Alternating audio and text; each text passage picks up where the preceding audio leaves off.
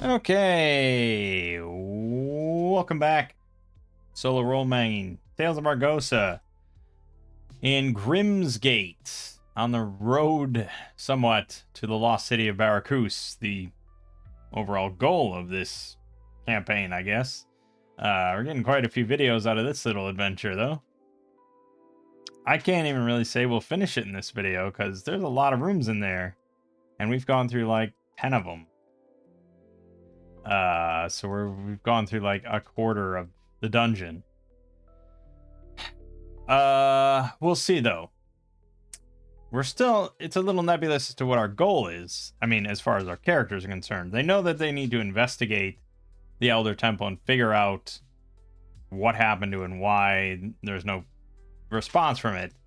We could just call it a day and say, yeah, there's a bunch of cannibal mole men in there. You might want to send like a small army, but yeah, that's not really, it's not really good enough, is it? We very, very nearly lost Xander. It was pretty rough. He's got a lot of facial scarring now, which is a bummer. I guess Cesura will do most of the talking from now on.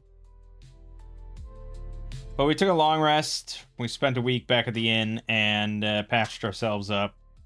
We're ready to set out again. I just want to do a little bit more shopping. Also, yeah, we're going to dump this off now. That's in the inn room. Hopefully secure. And we're going to replenish our torch supplies. We'll buy a couple more of those and maybe more.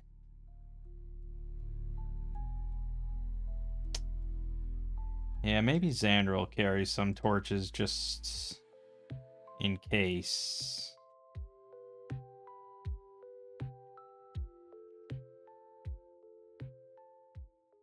I'm not quite ready to invest in a mule, although I will say they do have mules in this village. It was specifically mentioned. 3 horses and 5 mules are kept here. So we could buy a mule just to carry some stuff, like the bedrolls, the rations, stuff like that.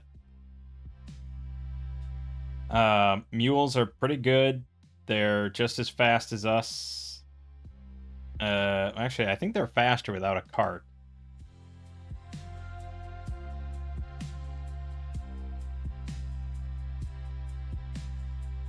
Yeah, they're fat. Oh, yeah, they're quite a bit faster.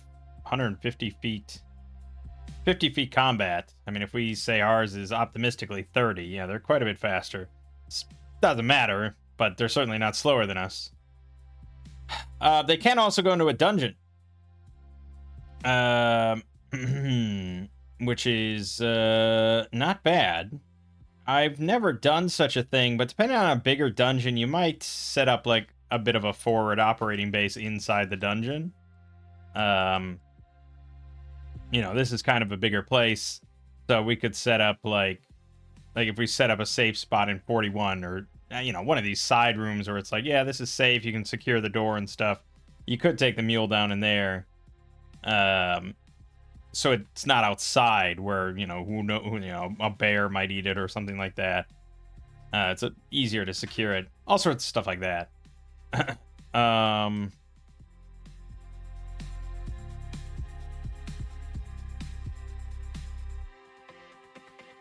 Yeah. So, all right, we'll buy a mule. Why not? We always like to have mules. We're not gonna buy a cart. We don't need that. Just the mule itself, which is going to set us back 20 gold for a draft mule. Yeah, we will buy that. I mean, that's a pittance, right? I also think, since we're buying a mule and we're going to offload some stuff onto it, that we're going to buy that plate armor for Xander. So we're going to spend 60 gold on that. I wonder if he'll buy my chainmail. I don't see why he wouldn't. But it's used. It's certainly a little dented. We're not going to get 40 gold for it, which is the normal buying price. So we'll probably get half of that. We're doing good business with this guy, Pantros, so he'll give us the 20 for it. So the trade-in is going to cost us 40 total, bringing us down to 173 gold. We have plenty more than that if we actually wanted to sell this jewelry, but...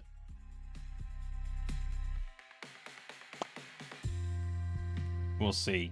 I want to tally up all the jewelry and sell it all at once to see exactly how much gold Pantro has. Right. So we're going to upgrade this chainmail now to plate armor. +6 AC. -2 penalty to stealth, swimming, running, and climbing, I think is the penalties.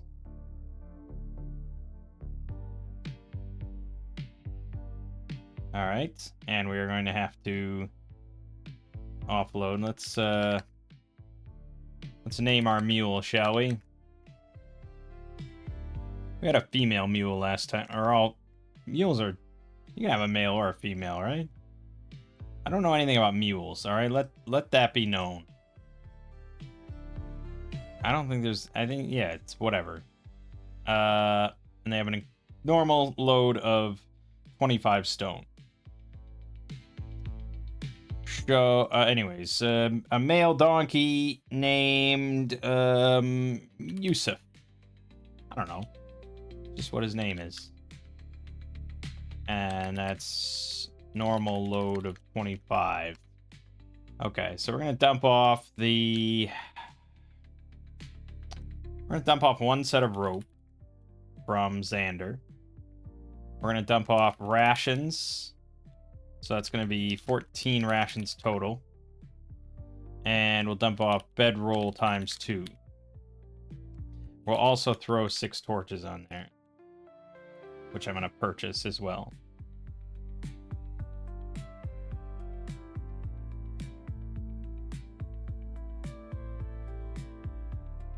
Yeah, 1 silver. I guess we could at this point also buy... oh, no, we couldn't buy the tent. He didn't have it, and we have to wait a month for him to check again. Right. All right, delete, and delete. And then over here, delete. I guess also it can hold her food stuff.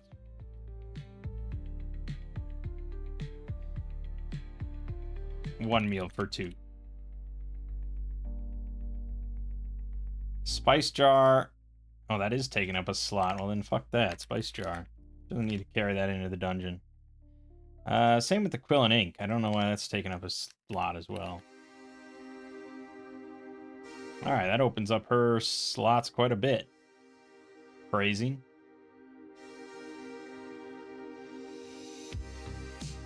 Right. And that's mostly because he has to carry another extra 2 tummy armors. 6 total. Yeah. But 18 AC is he feels a lot more secure now. Which means if he went Protector and Sword and Board, he'd have 20 AC. Which is pretty nice considering that we don't have a healer of any kind. And he is sort of like the shield of the group to protect Caesura. But like I said, it hurts our damage potential quite a bit. I think eventually he might switch to that once I'm a little more confident in Caesura's capabilities.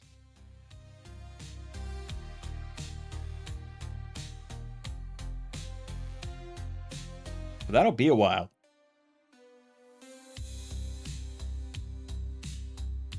And yeah, it's if this were a Shadow Dark character, you know, if Caesura was a Shadow Dark wizard and she had magic missile,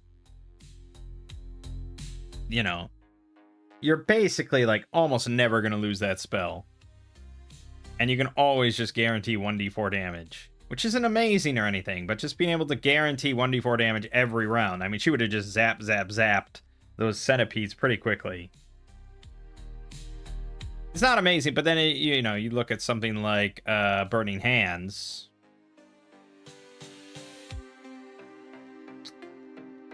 theoretically, I mean, you can cast that many times, and that's 1d6 damage. Yeah, I mean, overall, the spells are probably a bit weaker. I don't think there's anything that's going to be like Desiccate, where it's a 1d12 at level 1. Even, like, Acid Arrow, 1d6, although you can focus every round to keep doing 1d6. Yeah, I mean, there's nothing that powerful at level 1. Maybe there's a d12 spell at level 2, but it doesn't look like it. So probably 3 Lightning Bolt, maybe. Yeah, Lightning Bolt's 3d6. That's pretty powerful. But that's a tier 3, which you're not going to really get until level 5. Whereas we can already do 1d12, which is pretty nice in a small AoE.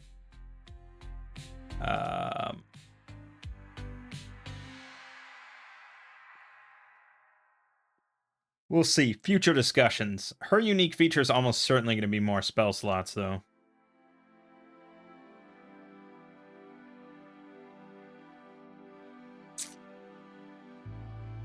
Alright.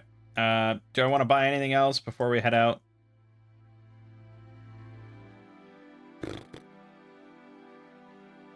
I mean, I'd love to have military oil, but I'm pretty sure we already checked on that. I think. So really the only other thing would be common oil, regular oil, which is flammable, but it's not like a Molotov. Actually, I don't even know if it is flammable. Isn't it just like olive oil or something? It's usually olive oil, castor oil, or animal extract. I don't think it is like flammable in the general sense. It seems wild to me you could use olive oil in a lantern and that works.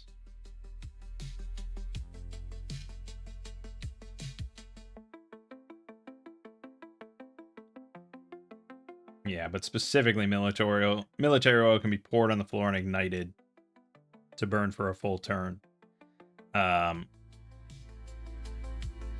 So yeah, I mean, I guess yeah, right. Common oil just doesn't burn the same way. It can't be spread out and burn like that. However it works, I don't know. I ain't no oil scientist,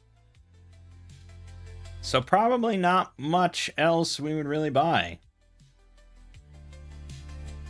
You know, this is the crucial sort of preparation step of like, because you never know, something might give you the edge. It might let you survive where you otherwise wouldn't have, because like, oh, thank God I had that thing. It's agonizing.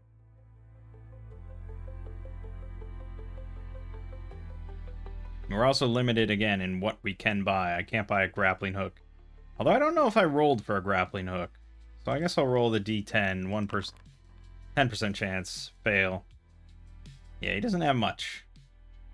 And I'm specifically limiting myself because I follow the axe rules.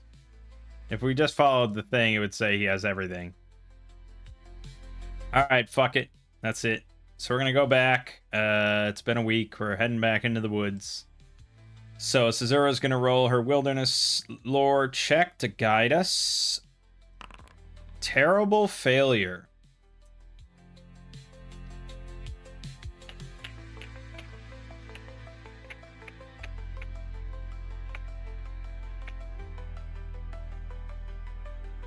Well, we can't get that lost.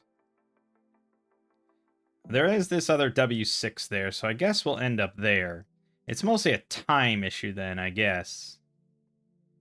Which makes it much more likely that we're going to end up having to spend the night out there. So basically, we kind of go in a bit of a circle. She gets a little bit confused, and 4 hours go by, and we end up at this W6. 5 statues of hooded figures stand here, each very worn by many seasons of rain and snow. Each wears a holy symbol of Tyr. The players will not know it, but these are the statues. These are statues of the 5 high priests who ruled the Elder Temple before it was destroyed. Although no particular threat exists on this hilltop, the circle of statues is unusual. All right. Well, that's good. I'm still going to roll for a random encounter. We'll stick with using axe. So we're just going to roll this table again, the Borderlands.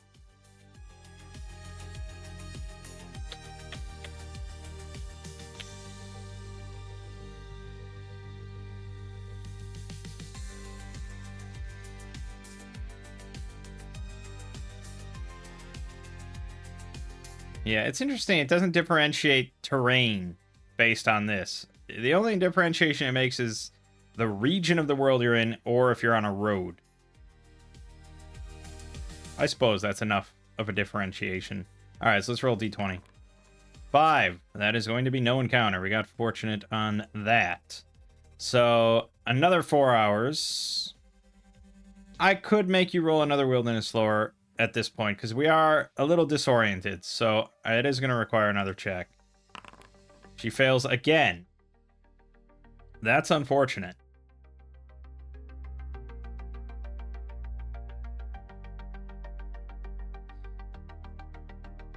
You'd think it wouldn't be that tough, but we're in the middle of a forest, and we've never been here, and we don't really... I mean, we've been to the temple, but we followed the river. And I specifically didn't want to just go to the river and go down, which wouldn't have required any rolls. I was trying to save time, and now we've wasted a lot of it because she has rolled incredibly poorly.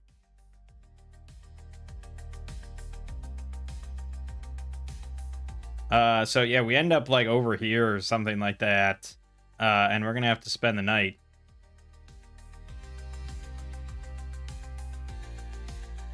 And I believe Borderlands stationary night once per 3 nights.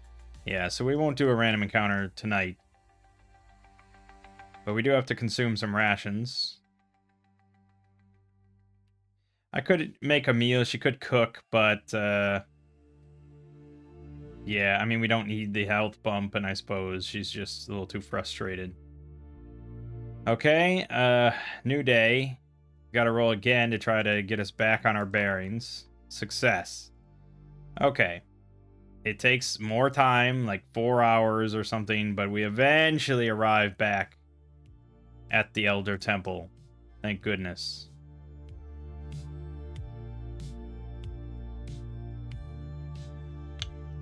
Okay. So we're going to fire up the torch. 6 on the clock. And we're going to head back in. We'll pick up where we left off, because we didn't really get to search that room with the cursed human creatures. So we're going to go back in through here, up through here, cautiously down here, over here, which is already going to tick down the clock once. In room number 8. This room is obviously a kitchen with a large fireplace, several wooden counters along the walls, and a table in the middle of the room. Iron cooking pots and other implements hang by hooks from the ceiling. Okay, and yeah, I mean, we've been in here. We see the corpses of some of the cursed humans. Actually, maybe we don't. Maybe that's creepier. Like, they're gone. Because they're cannibals. Although there's not many cannibals left in this place. But sure, there's enough that they didn't let meat go to waste. So, yeah, the corpses are gone.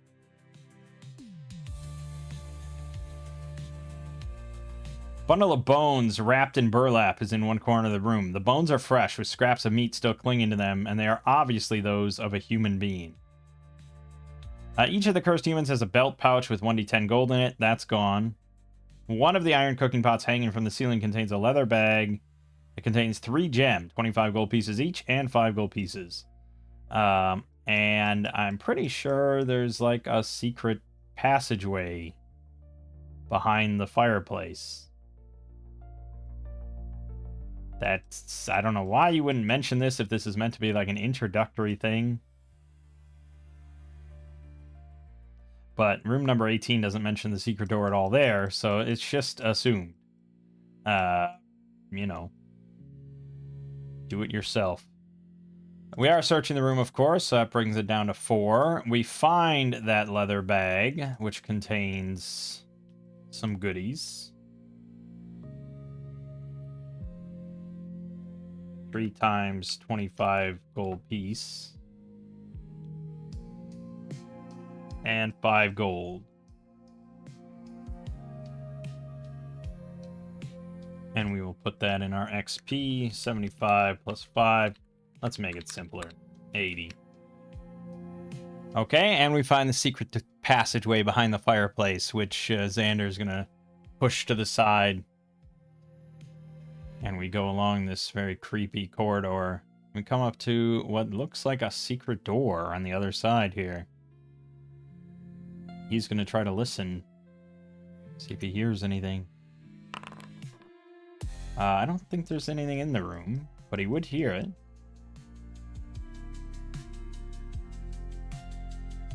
No. Sounds empty, so we'll cautiously enter. I'll tick down the torch again. We're going to roll a random monster check. We're fine. Okay. And there are several rotted wooden beds in this room, a line of wooden boxes against the wall in the northernmost part of their chamber, and long weapons racks on the walls. This spacious underground hall was once the barracks of the Elder Temple's guard unit. The weapon racks are empty, and there's no sign of the warriors who once inhabited this barracks. The wooden boxes in the northern part of the room are where the soldiers kept their personal belongings. They have been ransacked and are empty except for a few scraps of cloth. As usual, we search and tick down the clock again. Yeah, you go through torches, man. It's a slow process. What I don't always account for is that is 10 minutes of time, you know? Like, I keep track of traveling time, but the time they spend in a dungeon, using OSR rules, it goes by quick, you know? We're almost an hour in here. So, say we got up at 7 a.m., 4 hours to get here, 11, it's already almost noon.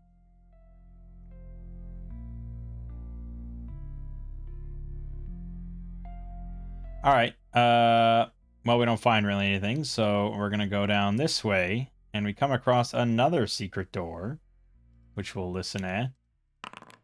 Fail. So whatever's in 16, we don't hear it unless it's loud.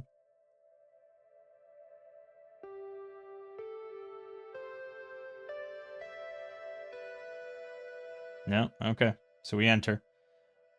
This room is empty. Dead leaves are scattered on the floor, probably blown into the tunnel during storms. Okay. And we see that there is a entrance, a tunnel, leading back outside, so there is some light in this room. And there's a door. Well, we don't want to make a lot of noise searching if there's a door right there, so we'll wait to search the room. And we'll search both rooms at once. And we will listen at that door. He fails again. So he doesn't hear anything unless it's loud.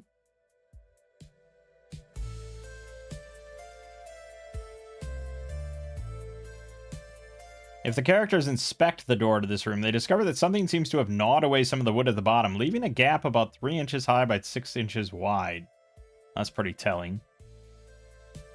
But, you know, transparency and foreknowledge and what's the term they use? Telegraphing. It's a very important aspect of this genre.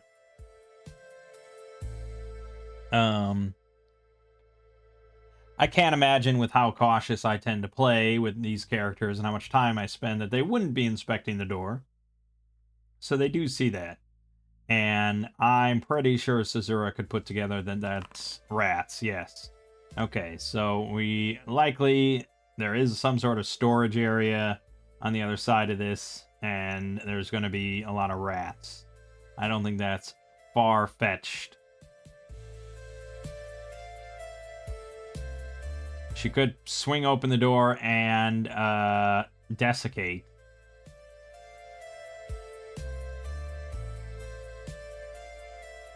Okay. We'll do it that way.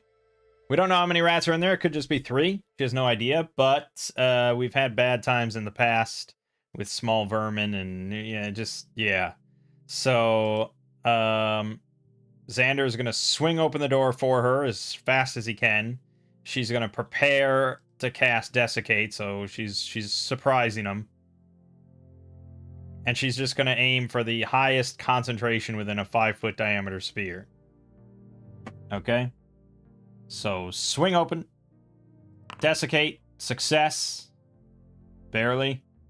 And honestly, living in a nest. There's no way that nest is bigger than 5 feet. Although they are giant rats. That does... I just sort of picture like the Rat King. I mean, I know they're not all together in a Rat King, but when I imagine rats, I imagine kind of just on top of each other and stuff, you know? What is the giant rat under? Environment. 3 feet long. That's pretty big. Okay, then maybe we don't get all 10.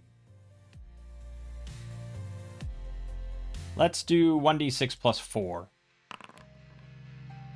Okay. We get 9 of them. They are pretty clustered. And she was aiming for the greatest cluster, so... yeah, alright, one of them will be a survivor. That was maybe a generous roll. And maybe this is some pretty generous math. I mean, it allowed for the possibility of getting all of them, but it also... the possibility of getting half of them, which... I think people would argue the other way, so whatever. It is what it is. Okay, so, yes, the giant rats.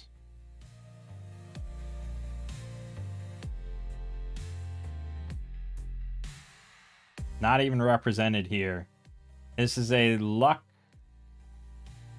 dex save. Really? I made it dex? Probably because it said it's a blast save, right? Yeah, I feel like con really is more appropriate here.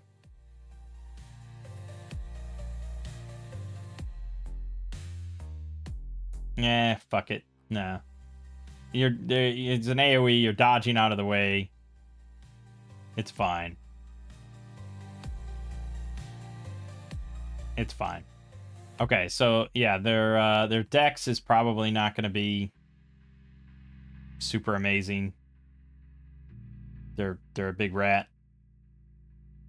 Although the rat swarm has a dex of 15, which is pretty impressive.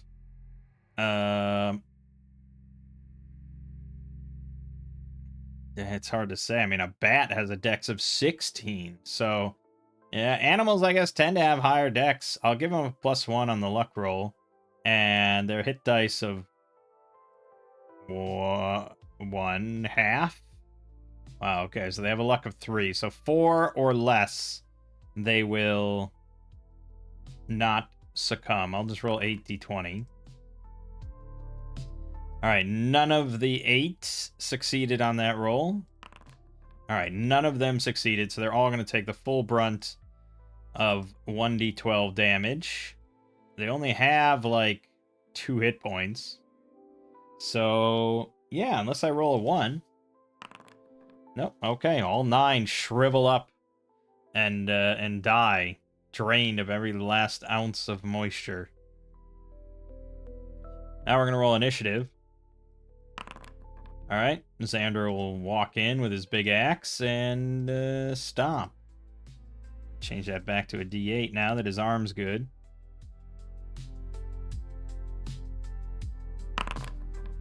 Yep, that'll be a crit. It is quite dead. Alright, not a significant encounter. It is worth 50 XP though, because there were 10 of them.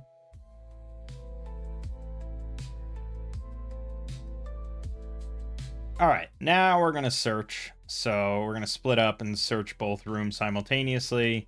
So that'll be 10 minutes there. We find a lot of junk in the...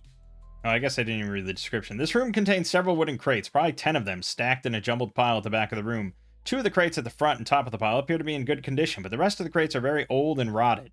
Piles of rotted wood lie on the floor around the crates, and it looks as though these have been created by stripping pieces of the rotted wood away from the boxes. A very bad smell is in the room. So there's a lot of junk, but we do find 73 silver, 89 copper, and a silver brooch worth 25. All right, he will take the silver brooch.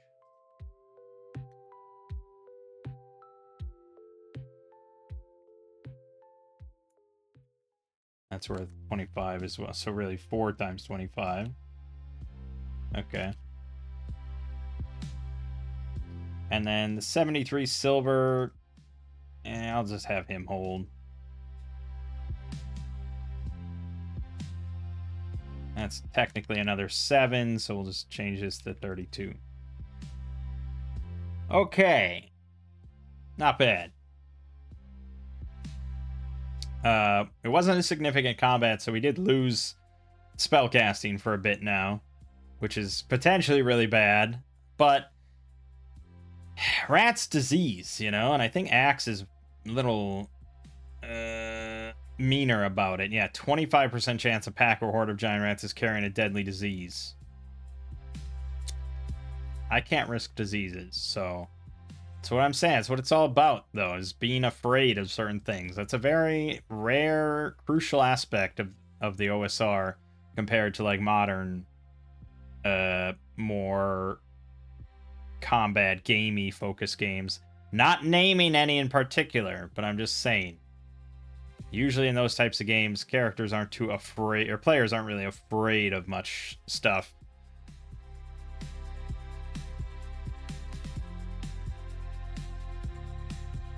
Right. Anyways. Well, so yeah, I mean, basically, it seems like our only other way to go then is either through the flooded room with the leeches or whatever, or we go up to those metal doors. Now, I did see that here at 19, there is another tunnel entrance, and I don't... Was that mentioned?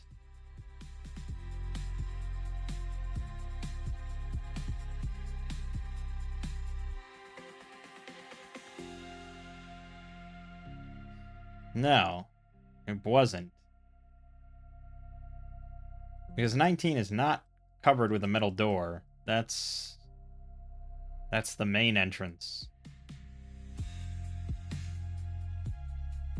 Yeah, the main entrance has the metal door. So we didn't even see this number 19.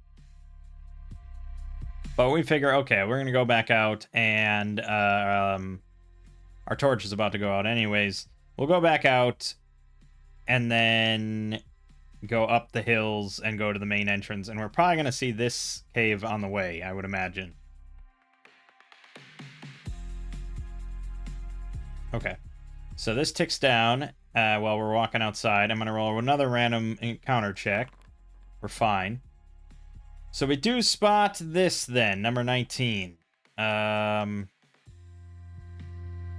This tunnel entrance is about halfway up the hill. It has definitely been carved from the rock. The walls of the tunnel are straight and the floor is level. All around the opening, carved into the hillside rock, are carvings of skulls and skeletons. Ancient runes are carved over the top of the tunnel. The ancient runes are too old to be understood by characters without magical aid, but if they cast a Read Languages spell, they find that the words read Crypts of the Elder Tunnel. Alright, well, we don't want anything to do with that, because there's all sorts of skulls and skeletons carved around it, so that seems like a pretty big warning sign. So we're going to move on from that and go up to the main entrance. A closed metal double door, wide enough for several people to enter side by side, blocks this entrance to the hill. The door is marked with a large circle, one of the symbols of law, but 8 arrows have been roughly gouged into the iron around the circle, transforming it into a chaos symbol. Oh. I don't know if Xander would recognize that. He's not really like a learned priest or a cleric or anything. I think he would recognize the symbol of Tyr, and he would probably recognize that it's been defaced, but he wouldn't recognize what the other symbol is or what it's meant to be. He's also not smart enough to put that together. The great doors are not locked, but they are not easy to open. It takes at least 3 characters with a combined strength of 35 to open them. A dwarf might notice that the gouges in the iron door were not made by normal tools. Instead, they look almost like claw marks. All right, so it says at least 3 characters with a combined strength of 35. We do not have 3 characters, and we do not have a combined strength of 35. So despite both of us sort of pushing against it with all our might, it seems like they might budge ever so slightly, but no, we just can't do it. We'll tire ourselves out completely. All right, well, then I guess we're going down the fucking death tunnel. Not looking forward to that, but we don't have much choice. So light the torch and lead the way. Was hoping to avoid that. Okay. So that is going to lead us not too long before we see it turns down a hallway to another room. And I think we can sort of look around the corner and see that it opens up. So we'll try to listen to see if we hear anything. No. It sounds empty, so I guess we'll just cautiously walk in. To room number 20. Tomb of the Guardian. The passageway leading into this room may be the first side passage the party encounters if they enter through the cave at location 19. In that case, you may wish to read them the following description when they reach the intersection. Allow them to decide whether to enter the side passage or continue deeper into the complex. A narrow passage leads off from the main corridor. The image of a human skull has been carved over the top of the entrance to the corridor. Oh, man, that is really ominous. I'm not going to read any further, but we were already very wary about going into this. So, I think this sets off another kind of warning bell. I'm going to roll an Oracle check. Normally, I would just go and, clear out the whole place, but I think we're a little wary, especially after Xander's near-death experience. So, do we go down this side passage? No, we don't. So much like the flooded room, we're really kind of cautious. So, we're going to skip that. Now, what is in there is a...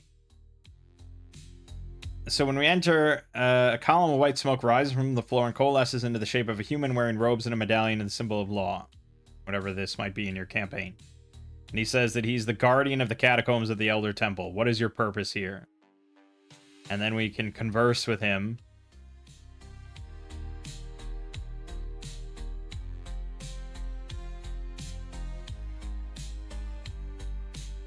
And he's basically like, if we seem honest and we seem like we're here to help and destroy Arumvel and his minions and all that, he could give material possessions in the graves in exchange for his Arumvel's destruction. Can't be damaged other than with magical weapons. If it's attacked, it vanishes. Blah, blah, blah.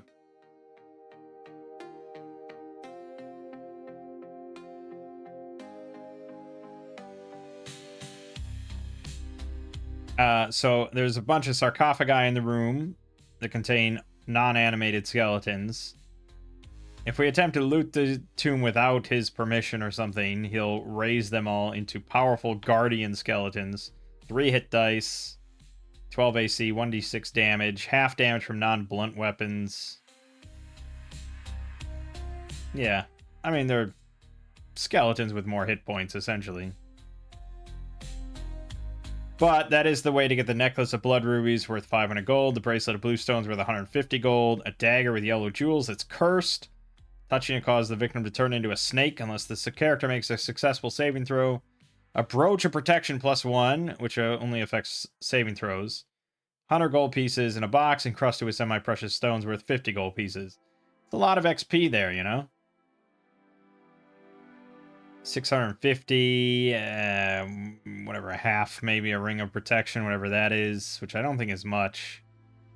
Rings don't have much apparent value. 700, 800, I don't know, like 850 or 810 or something like that. It's a nice amount of XP. And again, if you talk to him, and we probably would get on his good side, and he would give all that to us. Blah, blah, blah. But no, we're too wary, so we're going to keep moving. I have to keep going back to this map. Yeah.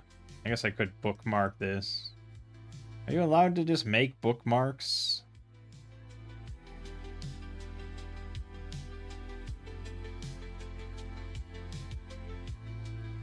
I don't think you are allowed to just make bookmarks. Annoying. That's why I like physical stuff at the table. Alright, we're going to keep going. So then we see this other long hallway leading to the right. We see other couple hallways branching in front of us. Well, if this one doesn't have a human skull carved above the tunnel, then maybe we'll go down 21. It seems okay. So we'll go down.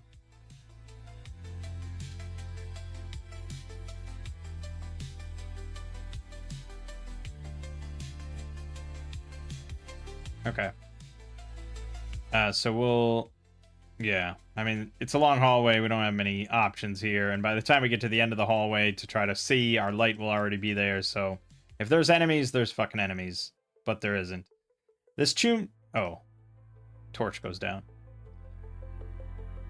This tomb chamber contains 3 stone sarcophagi. The ceiling is painted with now faded pictures of 3 knights, one of them wearing the shield device of a dragon, one of a horse, and one of a phoenix. The knights are fighting against goblins, trolls, and other such evil enemies of humankind. So, yeah, they're all trapped, and the nature of the traps depend on the sort of opinion of the guardian for the party. So if he's friendly toward you, you've met him, you talk to him, he likes you, the traps don't even activate. If he hasn't met you, or for some reason you met him and he has no opinion of you, which is unlikely, the traps are just as normal. If he met you and you pissed him off or something like that, then the traps do +2 damage. He is the master of this dungeon. So we have 3 stone sarcophagi.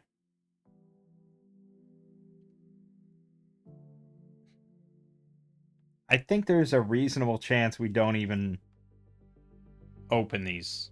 We don't even attempt it. And I hate to do the role-playing thing. I guess I don't hate to do the role-playing thing.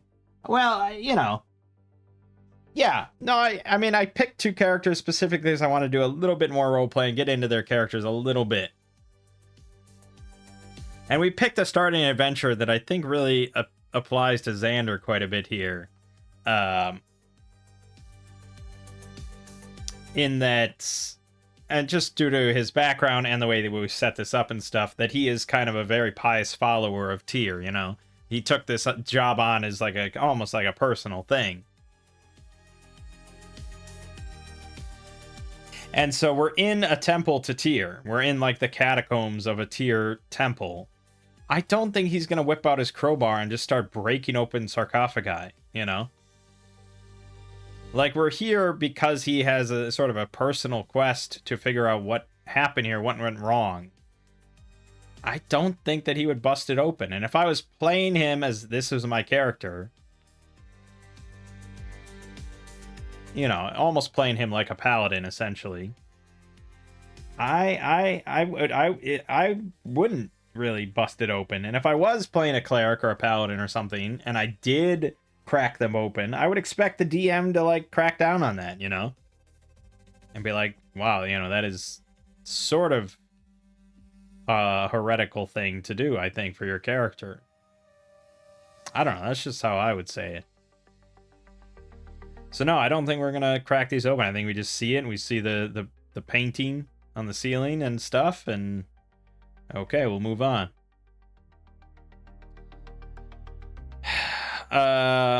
I don't think, I mean, I don't know if that's how a lot of people do OSR games, but I mean, definitely alignment and stuff is an issue, and have, you know, falling out of favor with your god is an issue and all that. So yeah, I mean, I do think the game somewhat encourages playing your alignment. It's a bit of a bummer because there's some goodies in there. The one sarcophagus has a +1 longsword if you're a lawful character. That would be pretty nice to have. The second sarcophagus has... Well, they all have plate armor.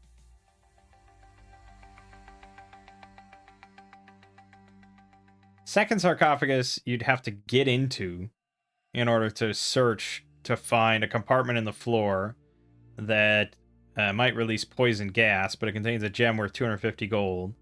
And then this third sarcophagus, there's a scything blade, but it has a necklace on the skeleton worth 100 gold pieces. But we're just going to move on. We take a look around and we...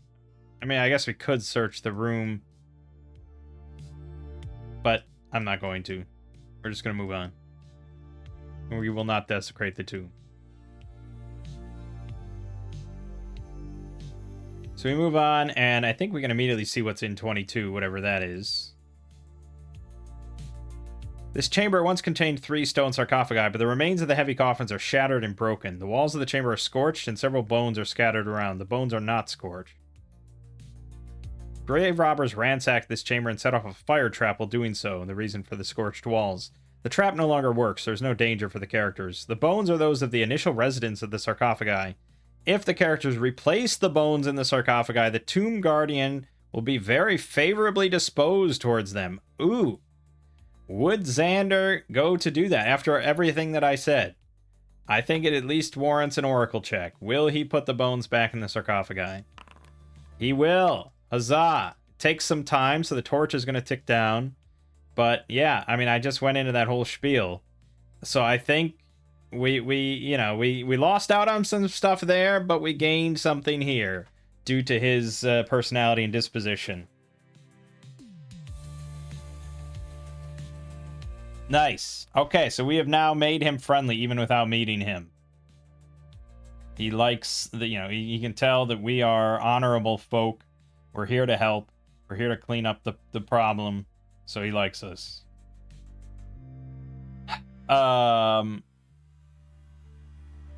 Right. So then we go the other direction. Around this way. We'll try to peek around the corner a little bit. He has Caesura keep back a little bit so the light doesn't show. He'll try to just listen around the corner. He succeeds.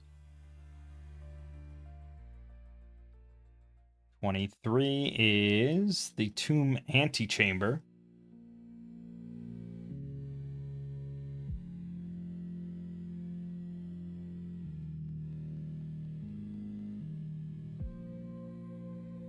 Yeah, it doesn't seem like he would hear anything, so we enter. The walls, floor, and ceiling of this chamber are painted yellow, although the paint is now faded and old. The stone walls of the room contain 20 large niches, each of which contains what appears to be a human skeleton. A statue of a dog is on each side of the southern door. Okay.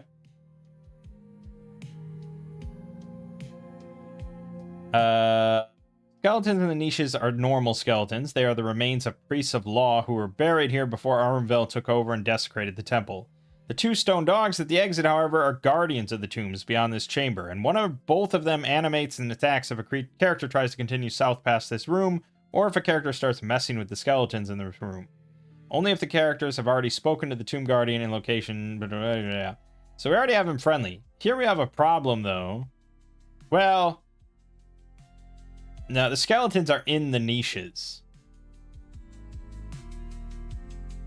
So I don't think he's going to run in and just start smashing them like he did that other room. They were on the floor of a room. He was pretty wary of that.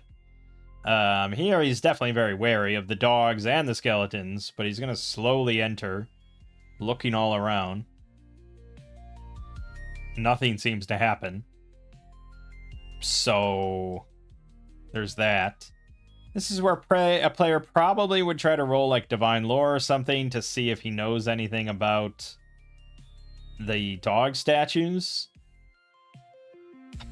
And I'd have to come up with some bullshit, I guess, about how they're connected to Tyr, but they're generally like guardians of, well, I mean, generally dogs in mythology, there's a lot of them that are guardians of the underworld and stuff, so perhaps they're meant to, be a representation of guardians of the tombs beyond this area. Important to say representation so the players don't just immediately think they're going to animate. They might think that anyways, but yeah. Yeah, I mean, we're going to keep exploring. I don't think we'd really... I mean, we might, I guess. We don't have a rogue, so we have no one with, like, traps and locks or stuff. So traps can never be disarmed by our group, which is potentially a problem. So, yeah, I mean, we're just kind of keeping an eye on the dogs, but we're going to go through the door south to 20... I guess we'll listen at the door. Okay, he doesn't hear anything, so we'll just go in slowly to 24. And the dogs do not animate, because as we said, we're now friendly with the Tomb Guardian. All around the walls of this room are niches containing skeletons, a total of 15. All of them wear rusting chainmail and carry notched swords and riven shields. Alright, if the Tomb Guardian is friendly, skeletons will not animate. I'm going to tick down the torch again. Wandering monster check, we're fine.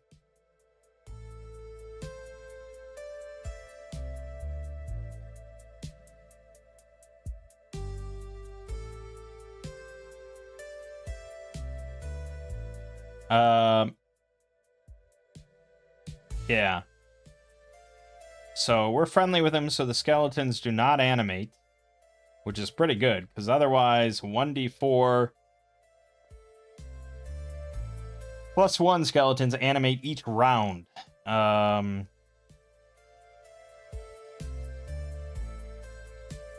I mean, a good number of them have 1 hit point, or 2 hit points, 4 hit points. It's a mix, for sure. The average is going to be 4.5. But that's tough for 2 characters to handle every round. 4 characters, yeah, probably not too big of a deal, but you never know. Could get out of hand. But yeah, so nothing animates. We just see more skeletons. And we'll look over at 25 now. This room contains a large, strangely shaped stone chest. 5 feet long by 2 feet tall and 2 feet deep. The chest has 3 stone lids, all hinged next to each other. The leftmost lid is engraved with a picture of a deer. The middle lid is engraved with a picture of a sun. The right lid is engraved with a picture of a sword. If the Tomb Guardian is friendly, a gem worth 100 gold pieces sits on top of the sun lid.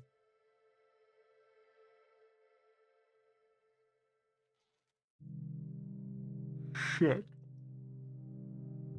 Again, his sort of problem of not wanting to desecrate the tomb. I don't even know if he'd take the gem, to be honest, because I don't think he certainly wouldn't connect that it's like a gift from the Tomb Guardian. So, I mean, he'd probably think, like, if he takes that, he's going to be cursed by Tyr for desecrating a tomb or something.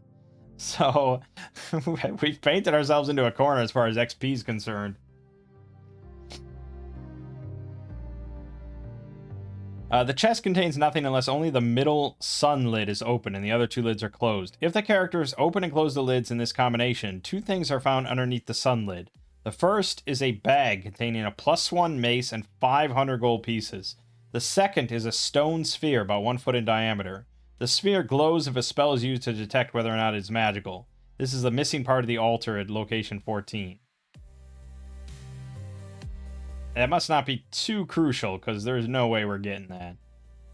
Once again, I think we're probably going to back off. Although, here I think Sazura might have her own roll to just take that gem, because it's just sitting there. So she's going to roll an Oracle roll. Will she take the gem? She does. Will she try to take it without Xander knowing? Probably, because she can obviously tell that he doesn't want to take it and he's a little concerned or something like that. So she is going to try to be a little surreptitious here with sleight of hand. So we'll just roll a normal dex check. She does barely succeed. You could roll against his perception, but we'll just take it. So she's going to pocket that gem.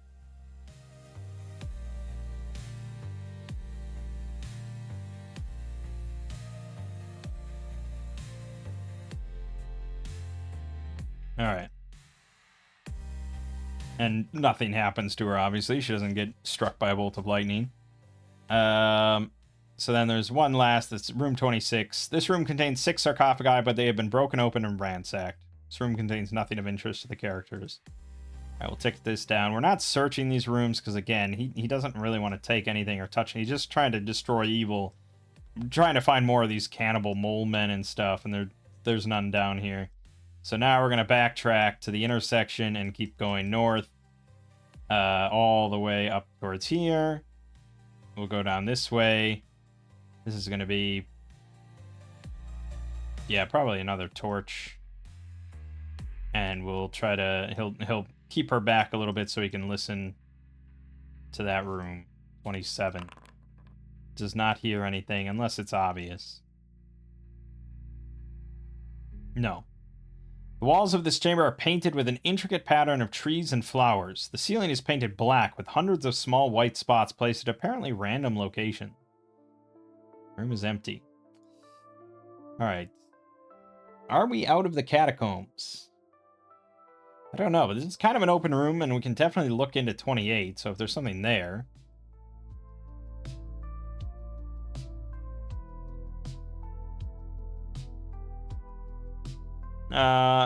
there's nothing that would jump out at us, so no.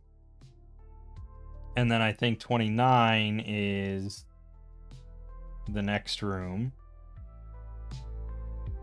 And there's nothing in there. It certainly looks like we're not in the catacombs anymore. It probably became fairly obvious at some point in this hallway that we just kind of left.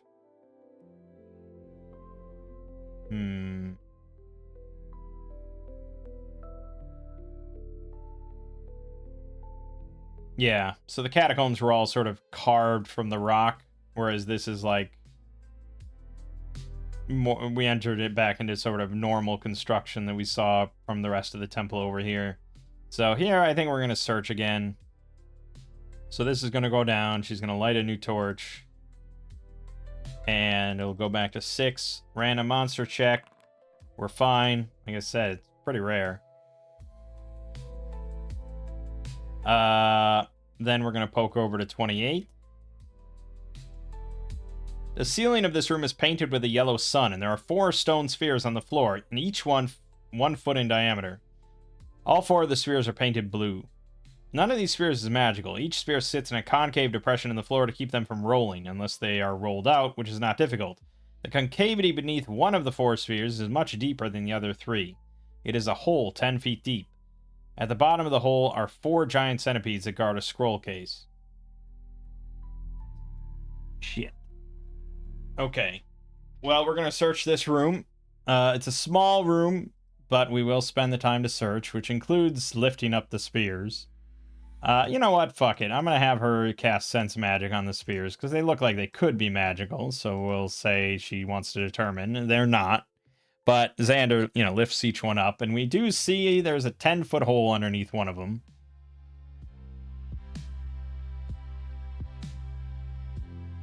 And we can see by the torchlight, there's 4 giant centipedes crawling over a case.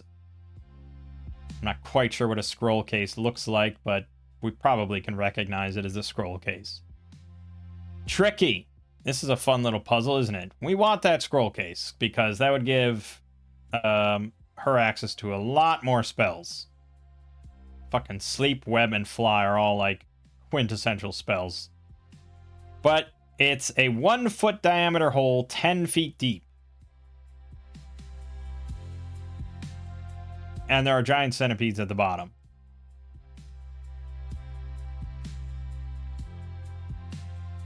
Oh, did I not tick? I didn't use this. We haven't had a short rest yet. We don't really have anything that would count as adhesive.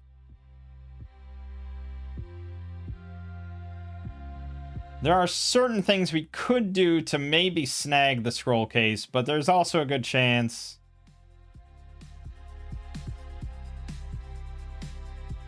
there's a decent chance we damage one or more of the scrolls. Damn. Magic is not going to be of any help in this help here.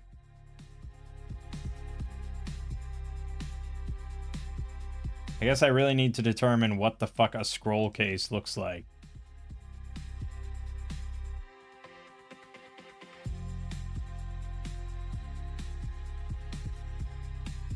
Okay. Well, if it has this loop on it, that is a massive help. If it's just like this, where it's just rolled up, that's a lot different.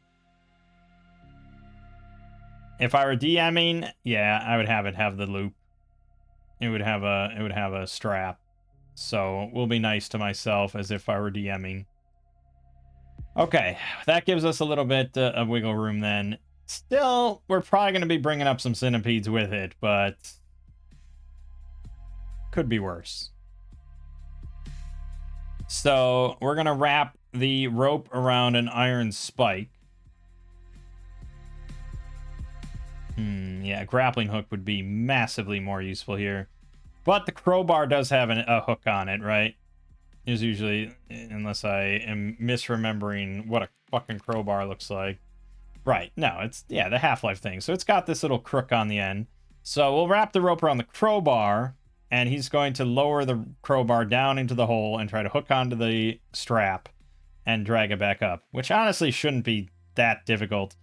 The centipedes are crawling over the scroll case.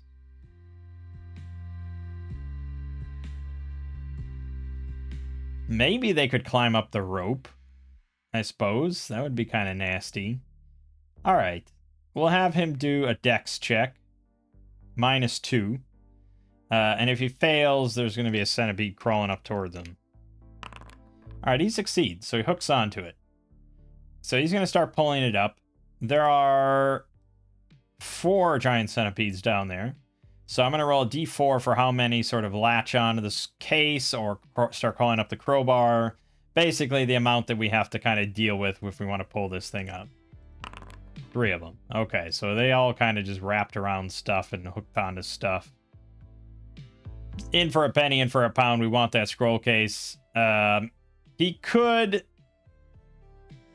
try and wiggle, jiggle the rope a little bit to try and knock him off. He could drop the scroll case onto purpose. And then redo it, but some of them are on the rope, so he just yanks the scroll case all the way up into the room, and we fight some centipedes. Success.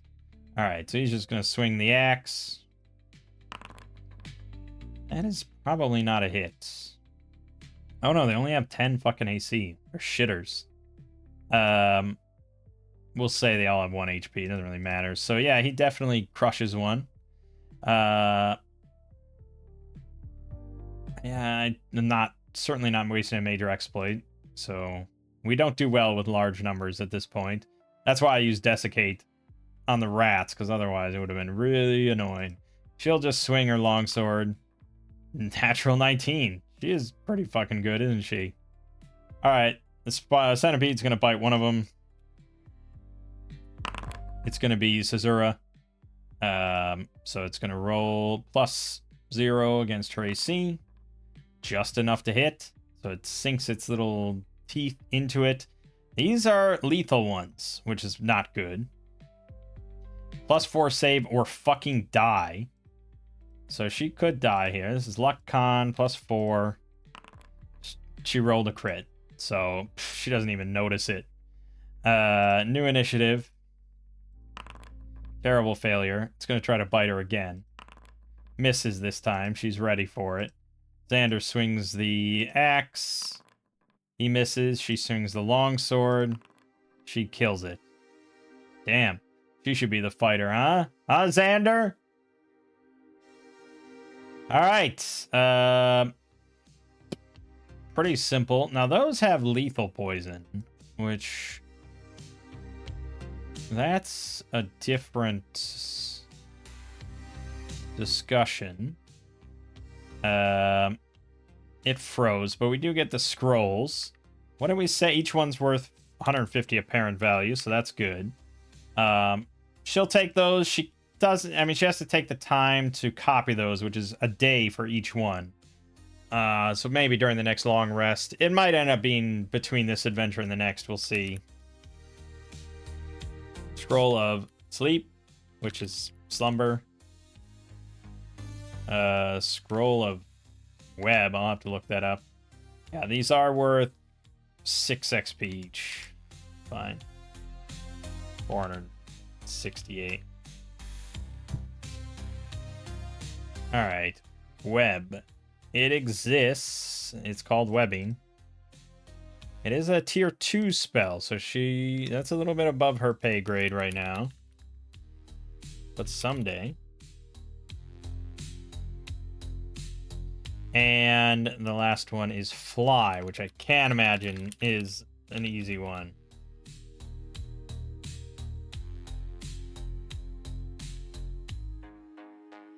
Flight.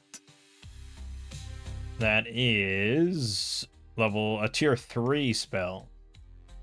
Alright, so we got a 1, a 2, and a 3.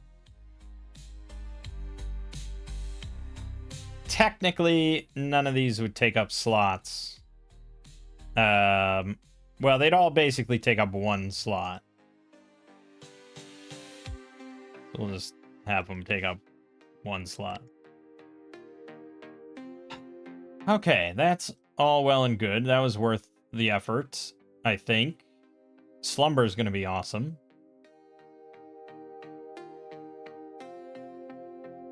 Right, then we go to 29, and the ceiling of this room is painted with gray and white swirls and spirals. The walls are painted to resemble vines with grapes growing on them. The painting is interesting, but nothing else is in the room. We search regardless, and we find nothing. Alright, well, we're certainly going through rooms here. Looks like this is a dead end, so we're going to backtrack all the way, go this way, and then go down this hallway. Maybe peek around that hallway.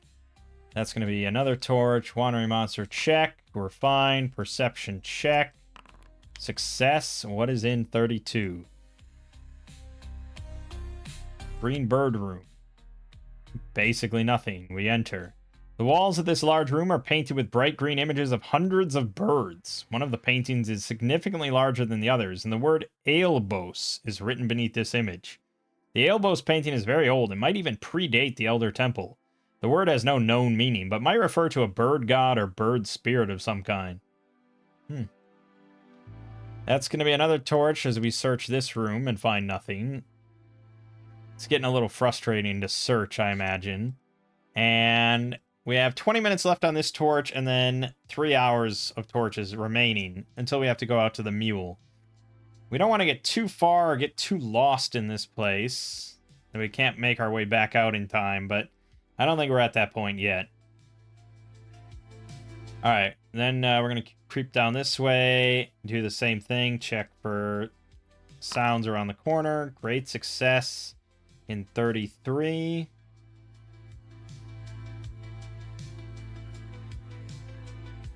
No, we don't hear anything.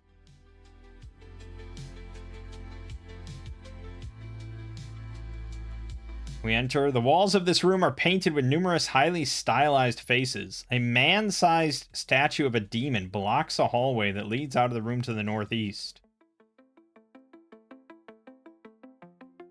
Interesting.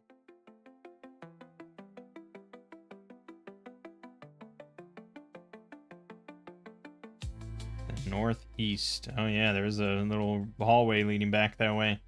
Okay, so he's actually blocking the way. And it's a demon. So we don't like that. There shouldn't be a statue of a fucking demon in a temple. So something's not right with that immediately.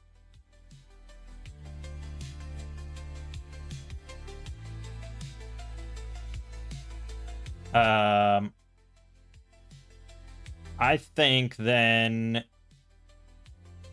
So, right. So it says that it's actually one of Armvel's Main's demons holding itself perfectly motionless as it stands guard. If the party engages the demon in combat, the prisoners in location 34 hear the battle and start calling for help. I don't imagine a world where Xander doesn't throw a fucking hand axe at this thing. It's just a question of... I think he's not going to get advantage on the roll or anything. As soon as this demon sees him throwing the axe, it's going to react to it. So it's just going to be it's going to be a free attack, basically, before combat. Alright. He rolls a 17. That is a hit. It has 14 AC.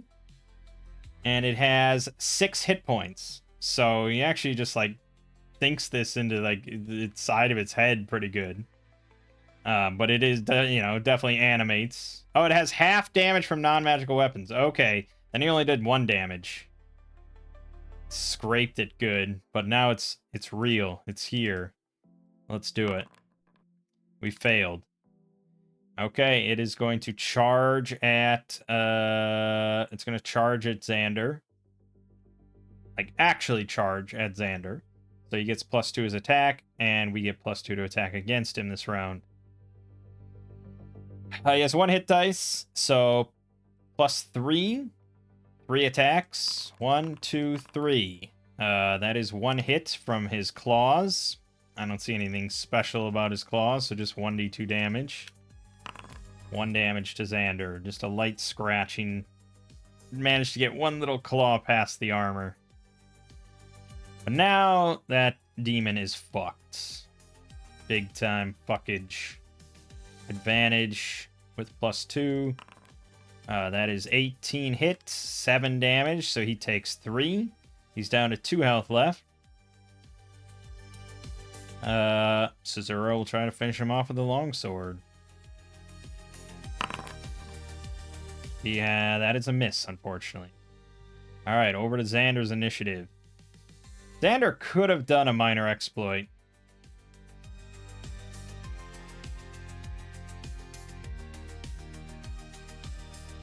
Yeah, had he knocked him prone, Cesaro would have hit. I'm gonna rewind a little bit. I know. That's it. I know. But, right. So it's gonna be Dex versus Dex. It's a mains demon, which is, if we go to a mains, it's a thing.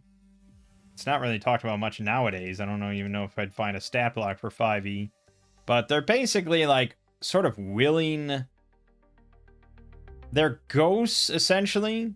Or they're, like, semi-corporeal. They're somewhere between a zombie and a ghost. But they're actually, like, willing to come back from the dead.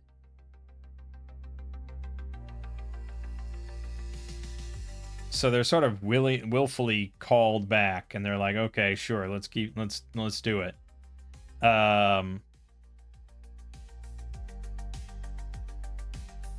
What was I looking for?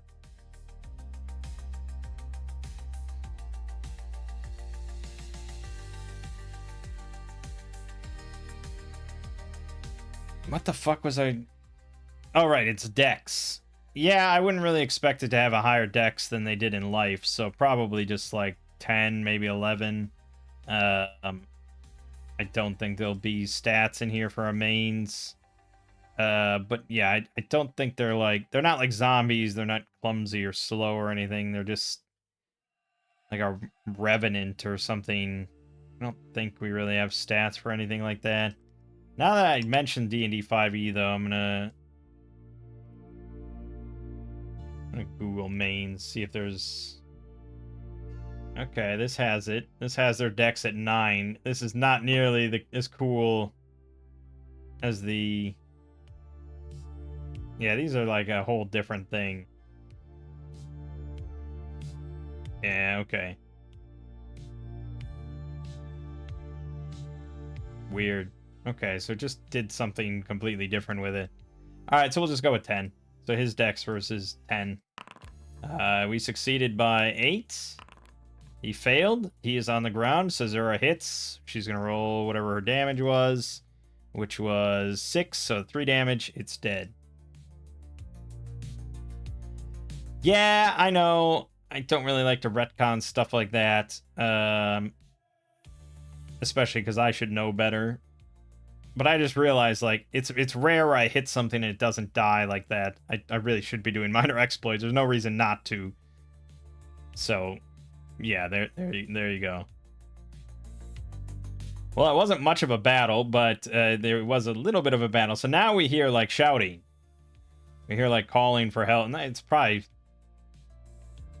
Yeah, it's probably sort of weak sounding. So it's not really shouting. It's like, oh, help, help. So we're going to cautiously then go around the corner. We do get XP for the mains. 13. And we find 2 humans, 1 male and 1 female, chained to the wall in this room. They are thin and haggard from the imprisonment. These humans are Albraith and Atara, a married couple who were kidnapped from their farm only a couple of days ago. They are still alive, although they have not been fed and are weak from starvation. Arumvel has appeared once in the prison, saying magic words and feeding them alchemical preparations that would, if repeated enough times, turn the 2 prisoners into cursed humans, with twisted minds under Arumvel's control. Thus, if they are asked, or if it is clear that the information would be useful, they can describe Arumvel to the characters. Okay, well, we don't have the key or anything, do we? It's not even mentioned if there is a key. Does Arumvel have the key?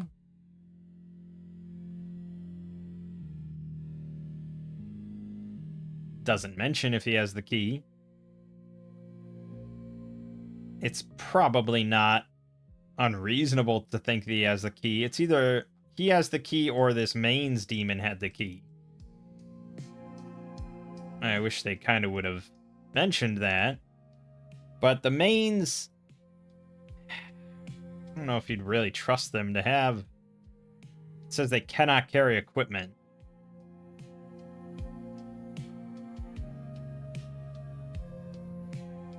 Yeah, because they actually manifest with ghostly weapons, so they can't touch anything really physical. So, no, it wouldn't have the key. The key very likely wouldn't be nearby, and if it was, they would mention it. So we have to assume Arumvel has the key.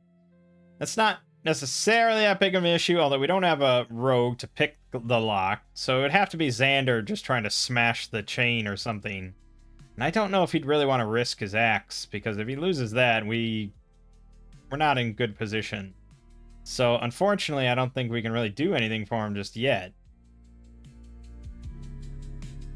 We have no food.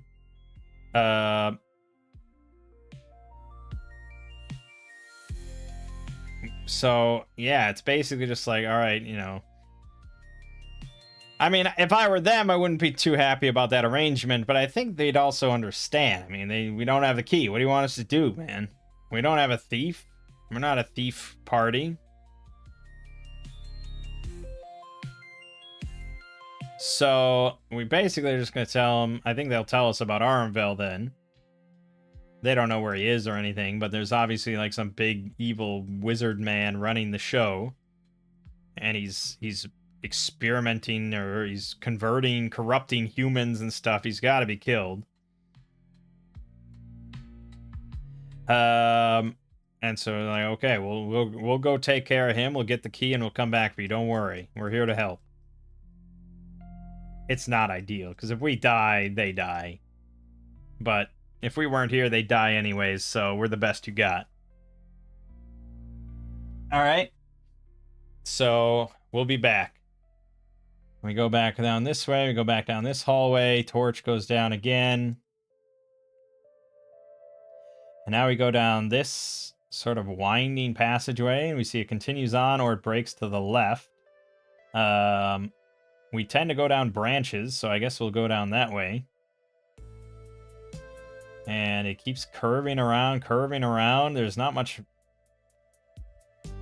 point of stealth here. It's just narrow, winding, curving passageway.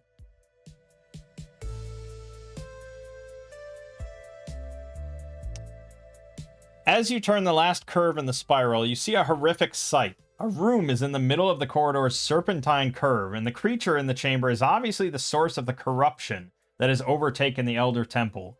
A thing stands in the center of the room, once a human, but now strangely eroded into a mix of flesh and ashes, as if it had been halfway burned through at some point and yet lived on. A cloud of ash surrounds it, but its eyes glint clearly through the darkness, burning with a red and evil light. 3 man-sized demons are in the room as well, their faces marked with a smear of ashes in the shape of 8 outward-pointing arrows. Behind this array of supernatural foes, you can see the broken and toppled statue of a bearded man holding a sphere. Where the statue is broken open, you can see the glint of gold and jewels. This room is the court of Arunvel the Wicked, the pathetic but extremely powerful remnant of Arunvel's body after it was possessed and then discarded by Vuad the Putrefactor. As the players may have figured out by this point, the fall of the Elder Temple was caused when the novice priest Arunvel became curious and touched the green jar in which the dreaded demon Vuad had been imprisoned by 3 paladins, the Knight of the White Phoenix, the Knight of the Grey Stallion, and the Knight of the Golden Dragon. When Arunvel touched the jar, it shattered and allowed Vuad to possess Arunvel, who, using the demon's powers, first enslaved and later killed all those who had once lived in the precincts of the temple. Okay, well, we have combat.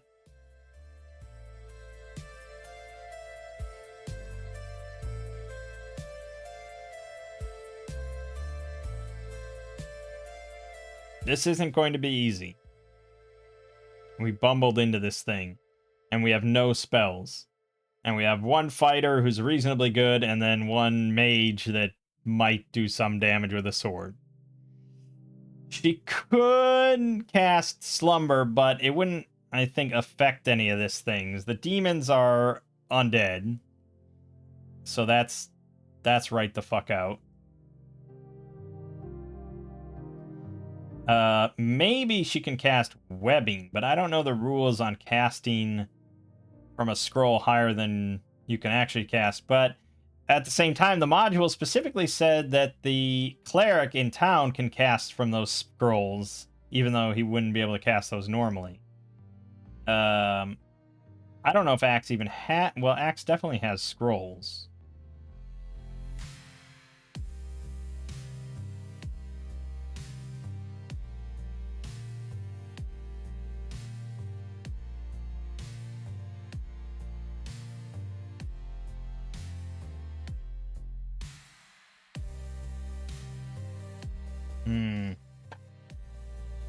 I don't know.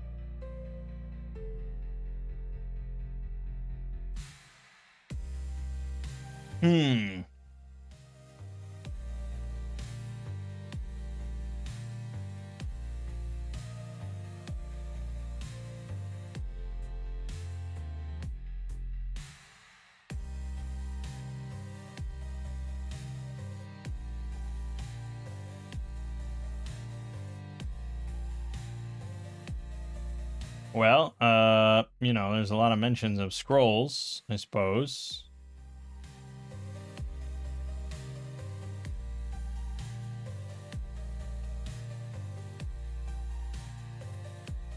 Scroll reading. Oh, that's a thief ability.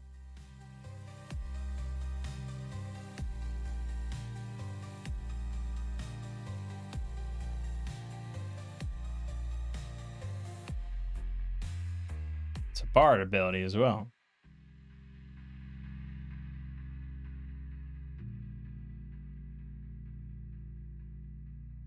Well, I don't...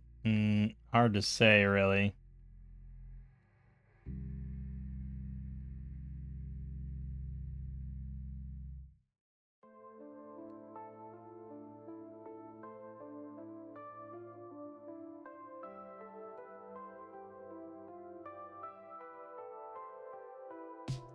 Okay, great. I don't think we really have an answer. Okay, what about Tales of Argosa's rules? If there are any.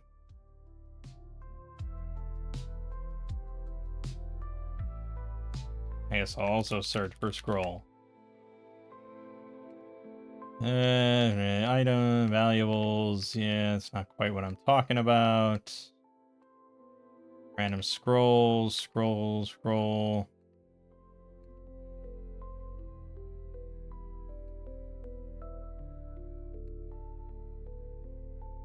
Scrolls. Magical scrolls contain spells that anyone may attempt to cast, including the illiterate. Part of their enchantment includes the ability to read and comprehend the arcane runes contained within. Wow, that is very modern. That is wild. I mean, normally it's just like, you know, magic users, and maybe thieves or something, or bards. Magic user and perhaps cultists may use a scroll to cast the inscribed scroll without making any checks. A non-magic user attempting to cast a spell scroll requires the usual spellcasting check. If failed, however, the spell is miscast, triggering a DDM effect.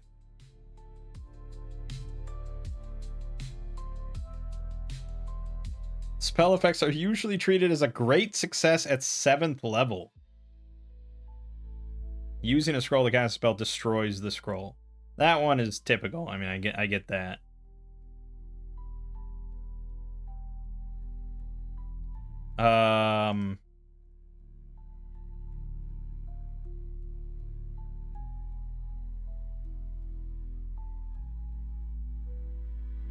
Yeah. So the reason why I did the extra 50% thing, if you get great success, is because all the spells in Tales of Argosa have an extra effect if you roll a great success. And I kind of wanted to mimic that a little bit, because I felt bad people rolling and they got a great success, and then they didn't get anything extra for it. So I added that rule in.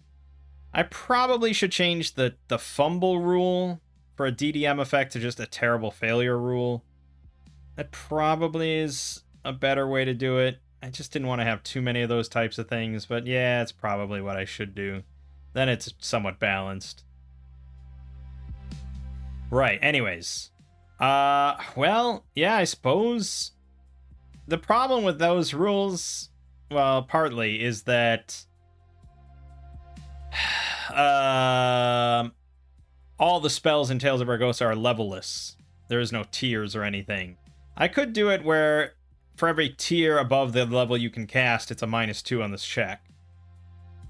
I suppose that's the most fair thing to do, because I might actually use this scroll of webbing.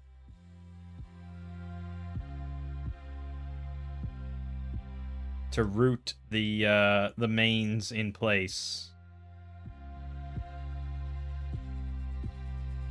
Creatures caught within the webbing when it appears become webbed by the gluey fibers.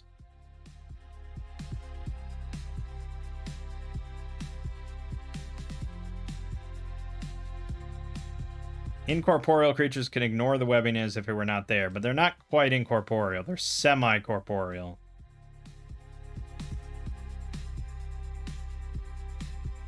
They are still blocked and damaged by corporeal matter. Webbed creatures cannot move but can still attack, cast spells, take actions, blah blah blah, or attempt to escape. They are vulnerable while webbed, and could be ambushed or backstabbed by creatures capable of doing so. Slipping free requires a paralysis saving throw. If the creature has contortionism, blah, blah, blah, yeah, okay. Yeah, that's probably the best bet. So, certainly we're going to get right into combat here. And remember, if we don't roll a great success on initiative, Armvel does get to go before us, which is going to be pretty bad. He can attack, +3 to his roll for 1d8 on a touch. He can also use this choking ash cloud. Attacks any creature within 50 foot. Save or 1d4 choking damage per round. A successful save ends the ongoing damage. He also takes half damage from non-magic weapons, and we have no magical weapons. So it's shitty. But we specifically didn't pick up the stuff, the magic items. We didn't want to desecrate the tomb.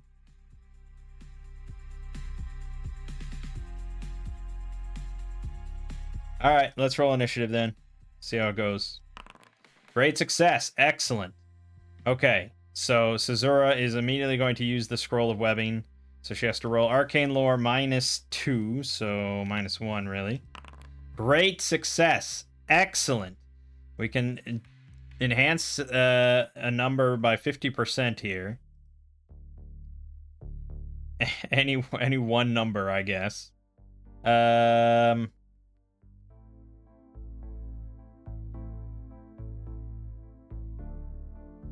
Well, so there's the range but I don't think we really need to increase that. She'll step up to within 10 feet. I mean, it's kind of close, but I don't think 15 feet is going to make much difference. There's the area, 10 by 10 by 10. That might not be enough to actually get all of them, so that's probably what we're going to increase.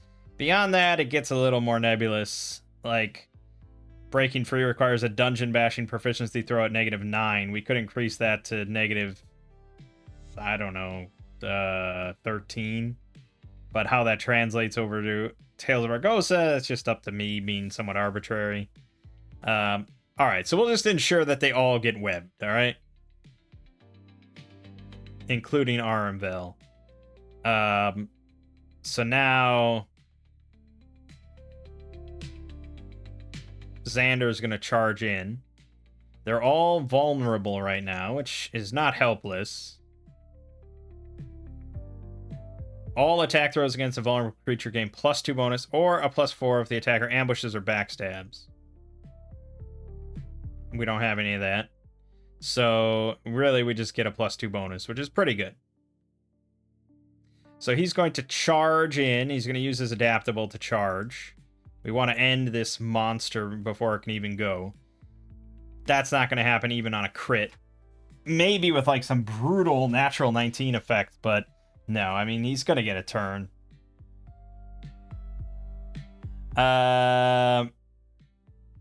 Right, so we're rolling the long-bearded axe with a +4 against Aramvel with an advantage on damage.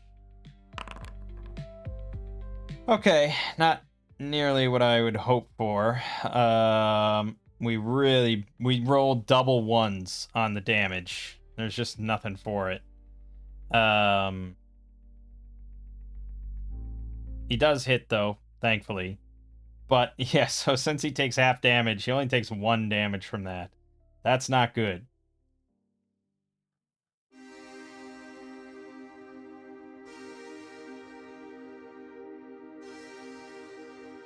Alright. So, it's their turn. Aramvel could attack him with his touch, but I think they're all going to focus on breaking out. And so, slipping free requires a paralysis saving throw.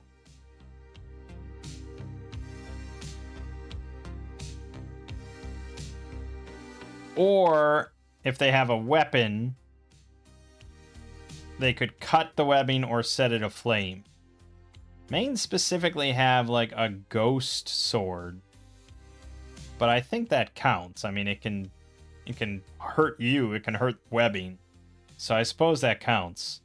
They have +1 to the roll, and they have to succeed versus AC 14. So I think they'll all opt for that option. But Aramvel is kind of forced to just roll the paralysis to try to slip out, which is going to be Luck Dex. He has 3 hit dice.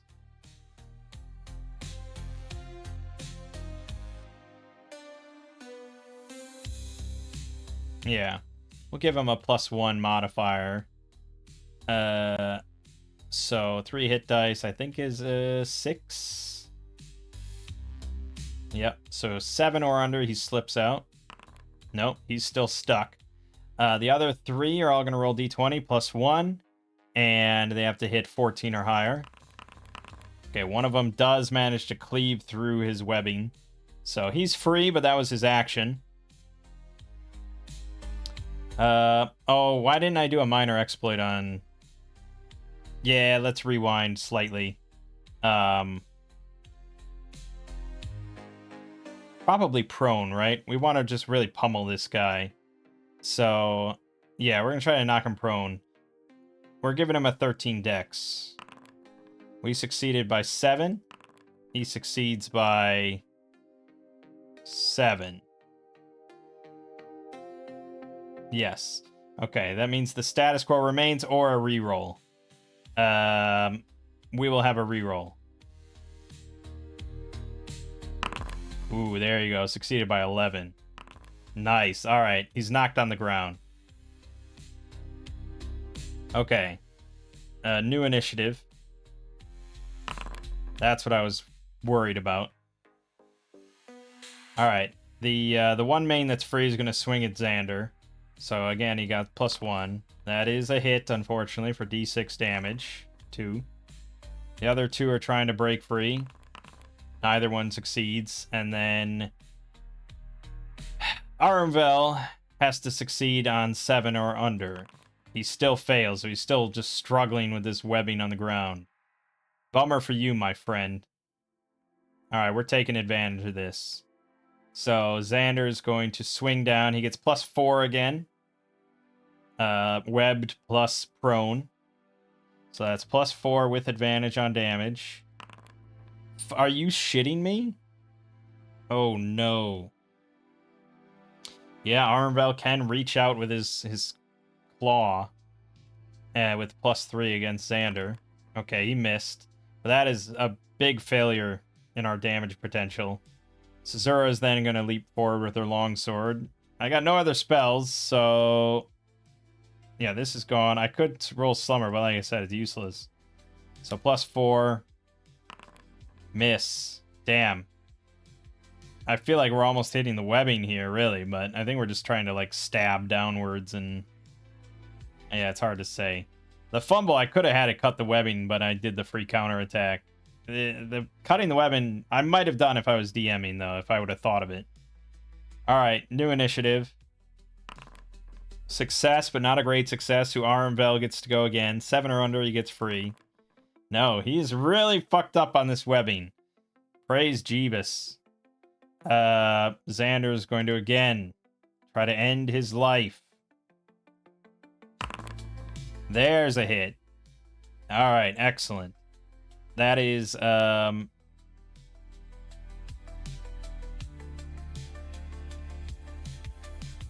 that's 5 damage. We already did 1.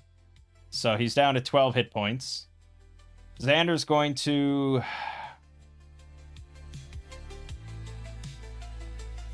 There needs to be a major exploit here. I don't know if I want to just do a cleave, but I think I will, specifically because 2 of them are webbed.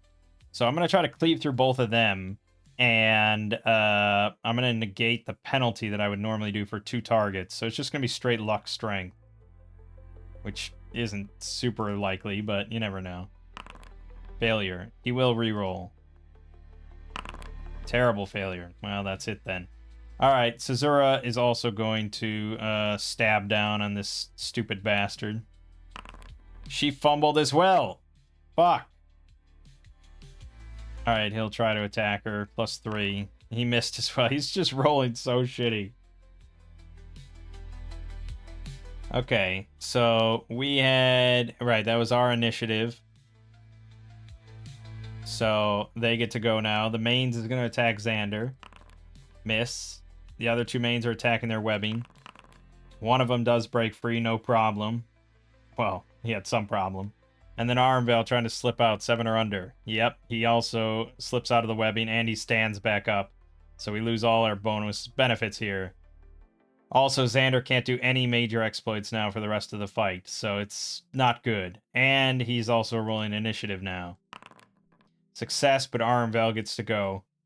I think he's in melee. He doesn't really want to be in melee, but he also doesn't want to risk an op. I think he's just going to reach out and try and touch Xander. So +3 against Xander. That is a hit for 1d8. Okay, only 2, thank God. Alright. Yeah, he's not going to back off because he doesn't want an op, but yeah, he might actually.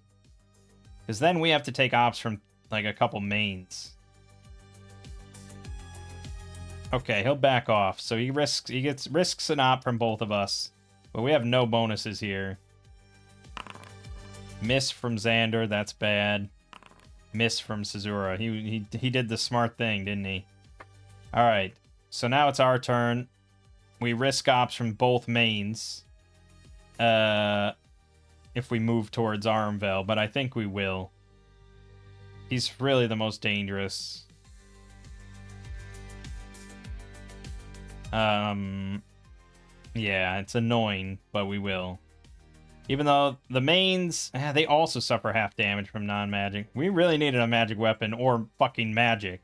Magic missile would be going pew, pew, pew, pew. Should have picked it, shouldn't I? The webbing was a pretty big help, but we didn't accomplish that much during it. Alright, we're going to move. So one main attacking Xander. That's a hit. One is attacking Caesura. That's a hit. Xander takes 3 damage. Caesura takes 1 damage. He's down to 10. Hit. We move up on him. Advantage on damage. That is a hit. 2 more damage. So he's down to 10 health as well. We're going to do a minor exploit. Fuck it. We're going to do Pocket Sand. We succeeded by 9. He did not succeed by 9. He's blind for 1 turn. Caesura is going to attack him. That gives her an advantage. I don't remember if it's advantage. I think it's advantage, right? Because he's blinded? Fuck yeah, it's better than prone. God, is it really? I mean, Pocket Sand just seems always the best.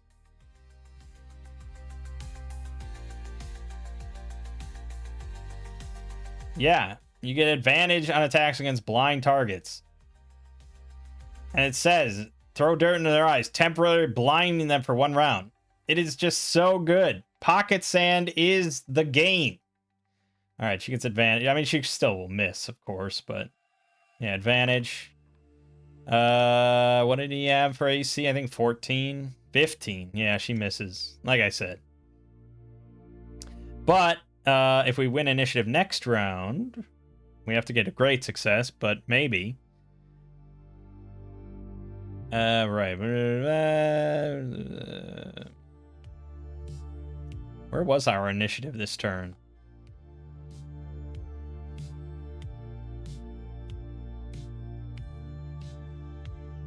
What the fuck? Did I not roll initiative or something? This just happened. We moved and we took damage.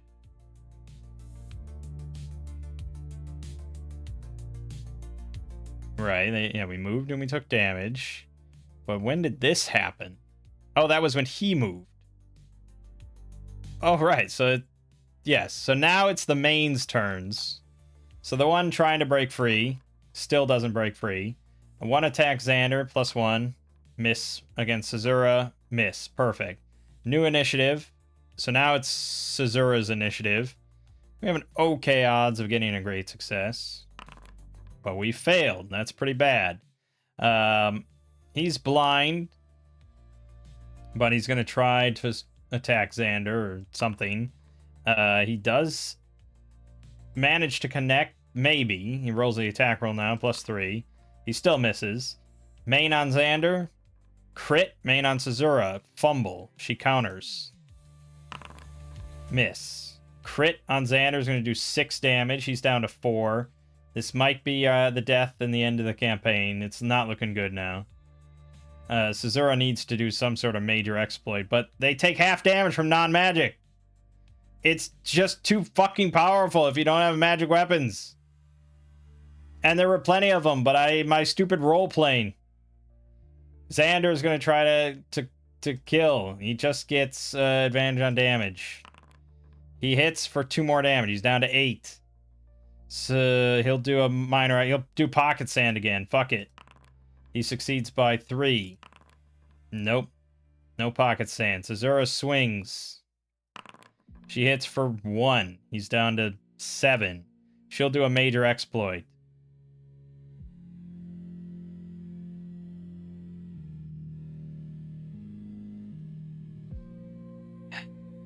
Fuck.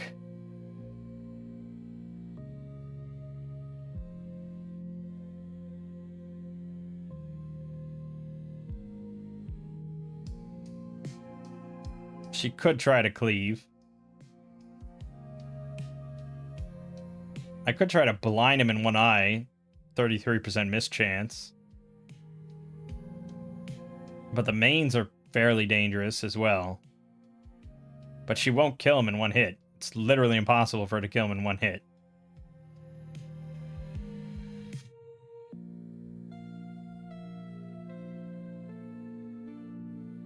Well, no. It does say, cannot instantly kill or incapacitate a single target unless the target's hit dice are equal to or less than the PC's level. So she could try to decapitate the main. That's going to be tricky. I'm going to make it a -2. But there's a slim chance she succeeds. Okay, she does succeed. So I'm giving it to her. She decapitates the mains that's on her, bringing them down.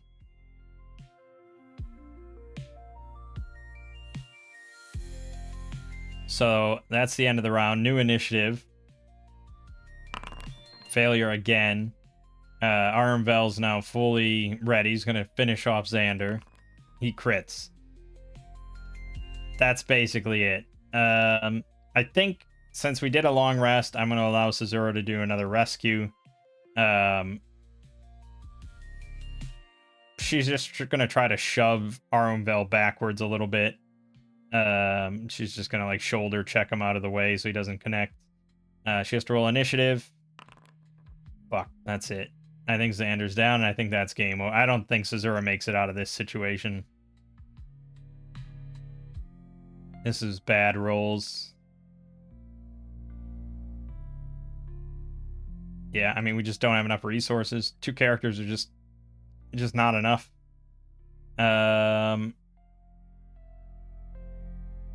Yeah, just not enough for this scenario, unfortunately. We blundered into the finale without any magic weapons, and it was extremely, extremely designed that you find at least one magic weapon, because they're sprinkled all over the place. I mean, here's another +1 short sword here. There was the +1 mace. There was a +1 long sword. That might be it, but that's plenty to miss all of them and end up in the final fight where all 4 enemies were outnumbered 2-1 and they take half damage. If he didn't take half damage, he would have been dead. But yeah, I mean, we can play this out. Maybe Cesura will get insanely lucky, but I don't really see it. Because now the other main that's still webbed, he's still stuck. The other one main targets Cesura and hits 6 damage, of course. She's down to 5. She gets to go. She's going to target Armvel. She'll drop the torch now and just go 2-handed for 1d8.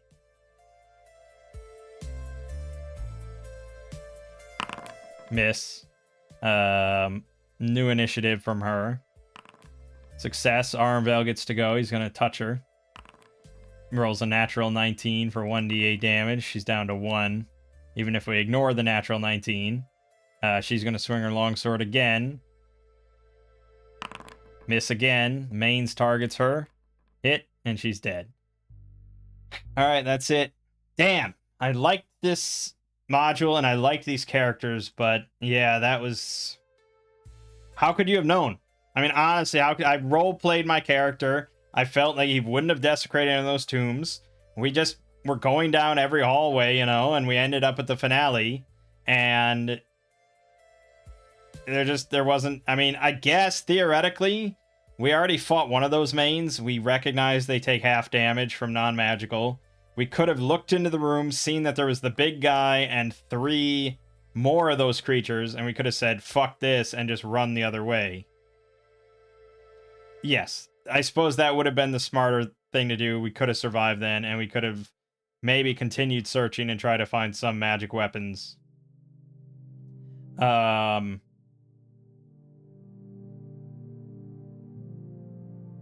Fuck, that really upsets me, because I liked these 2 characters, even though they weren't particularly good. What's really annoying, though, is that we did this whole adventure, and now we're still going to have to do some other adventure.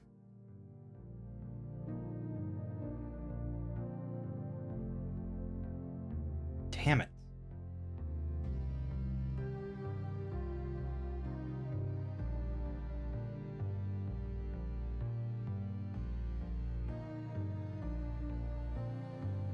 No, I mean, I like the adventure overall.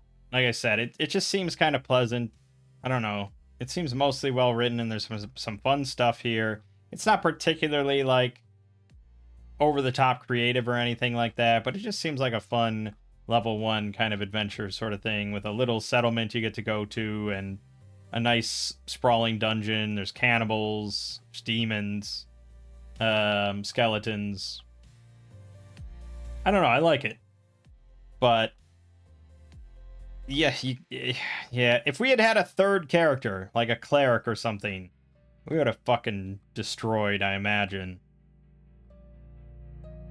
Or even just like a rogue, really. A rogue would have gotten backstabs constantly on Arumvel for like +8 to his rolls and an extra 1d8 damage. If we had had a rogue, we would have won that. The using the webbing was a smart idea, but we just couldn't capitalize on it enough. Damn. Damn. Yeah, I mean, half damage from non-magical weapons for 4 enemies at the final battle in a level 1 adventure is potentially a little bad. But they are mains, so they only have like 4 hit points anyways. So it's not that big of a deal. If they were just normal creatures that had 8 hit points, you know, whatever. But yeah, so it's just a bummer. I like these two, but that's the way it goes sometimes. It's a lethal game still. Like I said, that long rest didn't change anything. It's still very easy to die in the middle of a dungeon. So now those other 2 people are dead. Well, they're going to be turned into cursed humans and cannibals and stuff. Our mule will eventually wander off, I suppose, and he'll be fine. But that's it. Damn. I hate to fail, you know? But anytime I fail and I die, I have a TPK, it's a great indicator that I'm not that, like, generous to myself, right? I don't save scum or something like that. Well, maybe we'll just rewind this. It didn't happen. Or maybe he actually missed that attack. Like, let's just keep playing. No, I mean, it is what it is. Failures happen, deaths happen. And I did pick purposefully kind of a hard mode thing here of 2 characters, but God help me, I'm going to do it again. We're going to roll up 2 more characters for a different adventure. We're still not going to get to the Lost City of Barakus, which makes me wonder if I'm going to call this series something different, but that is the eventual goal, and I don't know what else I'd call this. We could just start Barakus, but the fact that I'm playing 2 characters, I'd really like to go into that at level 2 at least. So we'll see. There's no guarantee any adventure I pick is going to get us to level 2. Although a DM always could just say, all right, you know, there are some other intervening adventures and you hit level 2. Now let's start this campaign. Because treasure-wise, yeah, I don't know. I guess this would have had 820 gold. Plus another, 274 gold from that. This would be 43. So that's 1,000 right there. Plus another 100, so 1,100, plus a +1 longsword, which is worth 660. So, 1,700 XP or so from that. Which wouldn't be quite enough to level us up. We'd be at like 1,500 and something. Plus the rest of this stuff. 506, 600... 700. It would have been pretty close, actually. If we had gotten nothing else, we had left at that point. I could see a DM giving you just a slight bonus, especially because we're playing Tales of Argosa. It's all about those little bonuses. Yeah. So we probably would have leveled up, so we'll see. I'm not gonna... I'll have to look and pick out another adventure, but we will make our new characters right now, so let's just do that. These 2 are dead and gone. We hardly knew ye. I liked them. They were a fun little bunch. Okay, new character. Let's roll a race. 6 is human. Let's have the human be female this time. She will be called... Let's do something normal. Melanie. Okay. Human. And let us go ahead and roll stats. let's do axe method this time, which means that I have to have kind of an idea for a class in mind. We did fighter. Let's do... I'm tempted to say barbarian, female barbarian, but I don't know if Melanie the barbarian is too good of a fit. We could pick artificer. I've never actually played one solo. They're somewhat fighters. They get access to one-handed weapons, light crossbows, medium armor, but they can't use shields. There are a couple alchemy and mechanical weapons they can get, including a chainsaw, or like a chainsword, or a blunderbuss. So they can use those. There's a couple neat tricks that they could use. So maybe.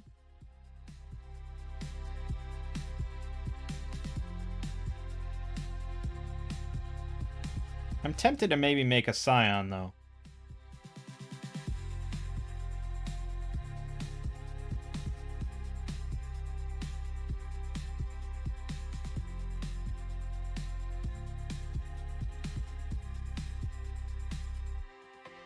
Yeah, fuck it. Let's make a scion. So that's going to be, so it's willpower, primarily.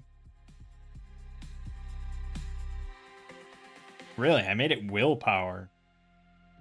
Why would I have done that? It really should be int, shouldn't it?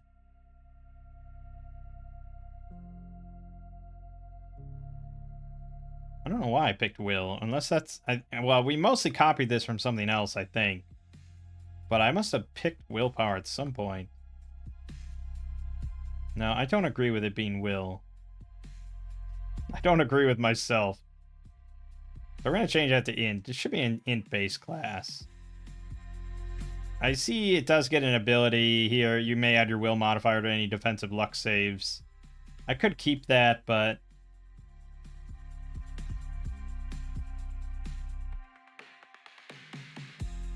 I'll keep that. Fuck it. It's going to be weird. Alright. So 5d6 for int, 4d6 for will, and...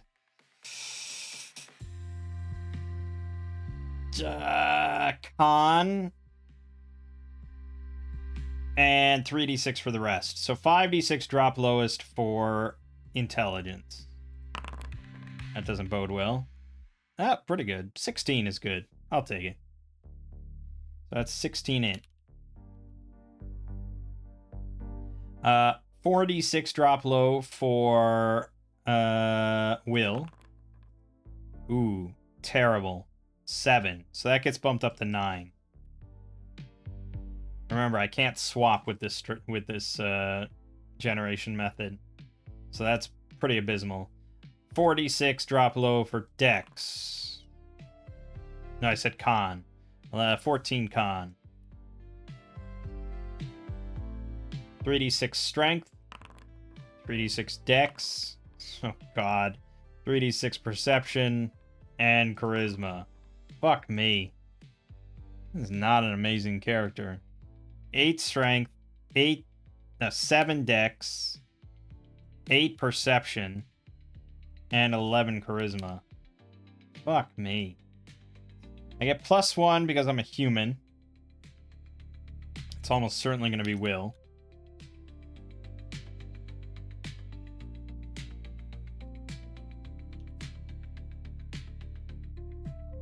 And I get to roll a background. 6-1.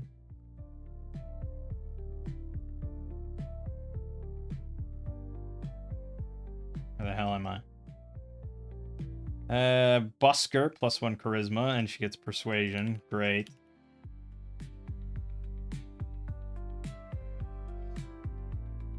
Well, she's not a very good character, but she is damn smart. So we hope the fact that Scion is a homebrew class, it might be OP, and it might work out just by being smart. We'll see. Fucking.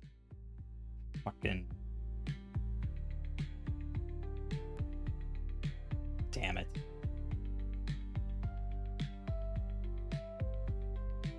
Gets 2 rerolls, blah, blah, blah. Background is Busker. Class is Scion.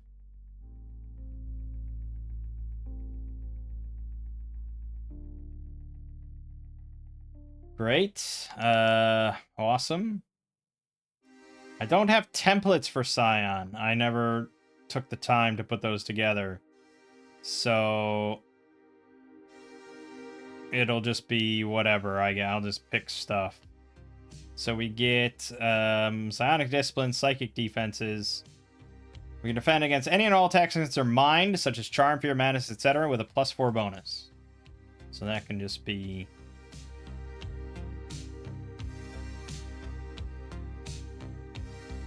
+4 to luck saves versus mental attacks.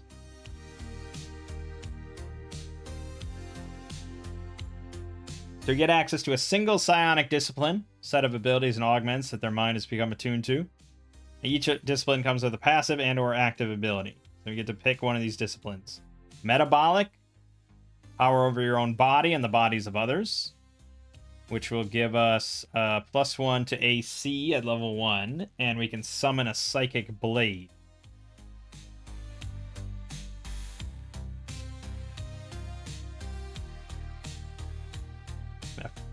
Change a couple things. We also get access then to Control Density and Nerve Strike. This is obviously the more melee psychic sort of class. Psychokinetic Discipline. Control the state and movement of matter with your mind. We get Remote Hand. So we're able to move an object or creature weighing 10 pounds or less up to very far range away. Maybe moved up to 60 feet per round, including vertically. Must maintain line of sight or it falls and stop moving. An int check may be required for more delicate movement of the object. You get Project Force and Shield. Sounds pretty good. Telepathic, obviously. We may communicate non-verbally with any sentient being within 120 feet. We get Hypnotism and Mind Thrust. This would be a pretty solid option if I was actually playing with a DM and I do more social stuff, but... And then Prescient... Oh, there's a couple more. Prescient Discipline. Able to perceive and seek knowledge beyond the range of your senses. We cannot be surprised, and we automatically detect any secret doors within 10 feet of them. I would save a good amount of time on searching, but we'd still search rooms for treasures, so... I guess it's more valuable if you're not the type to search rooms, or if you're the type that even if you do spend 10 minutes searching the room, the DM still requires a roll or something. We'll see. Safe Path and Synesthete. Sliding Discipline. Use their mind to cast themselves across space and time. You can replace your movement with a 30-foot teleport. If you attempt to teleport into a solid object, you must succeed on a luck int check or be killed instantly. Otherwise, instead, teleport into the closest open space. You get Dimensional Swap and Slipstream. Unlike traditional spellcasting, Scions do not require a spellcasting check to utilize their abilities. Instead, they must spend a certain amount of psi points based on the level of the ability. We only have one psi point available. Psi points can also be used to augment abilities, increasing a numerical effect by 50%. By spending a number of additional points equal to the cost of the ability. You can only perform once per cast. Psi points are recovered through short rest, with each recovery restoring a number of points equal to the Scion's level. Uninterrupted meditation for 8 hours will recover all spent psi points. Yeah, that was sort of a big change. In that, unlike normal mages, we actually get our psi points back overnight, which does encourage sort of like a 10-minute adventuring day, but you know, you're generally not going to be a party full of scions, so you know, you're still sort of, others are not going to be as interested in going back just to sleep for 8 hours. So at level 1, we have 1 discipline, and we have 1 psi point, and we're limited to first level powers.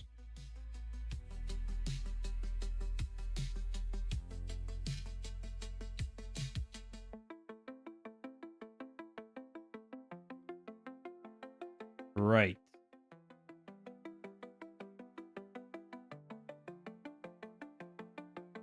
Yeah, so as far as I remember and understand, you get access to both of the powers from your set. Like, you get access to all these eventually. It's just you have a very limited pool of points to spend. Later on, of course, you get a lot of points. And so theoretically, down the line, level 7 and stuff, you can cast a lot of, like, level 1 or level 2 powers. I have no idea if this is balanced. I didn't come up with all the... I mean, we sort of adapted this from somebody else's work. So I'm hoping it's relatively balanced, but yes. So we're going to go ahead and pick, like I said, Psychokinetic.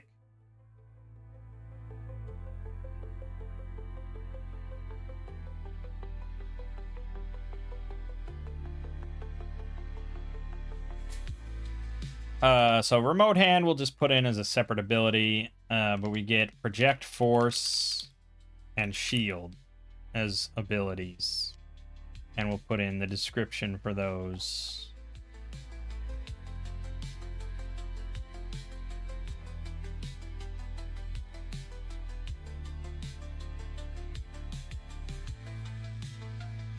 Really? Like, where's the spacing here, man?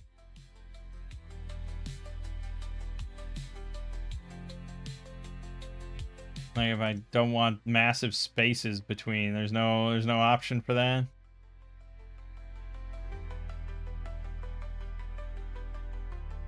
Now I can change the heading. Blocks. Maybe I can. There, a little bit. We're getting there. It's a little tighter, but not. I don't know. I guess I don't want it as paragraphs, really. We just want plain text here. I thought is what remove formatting would do, but it didn't.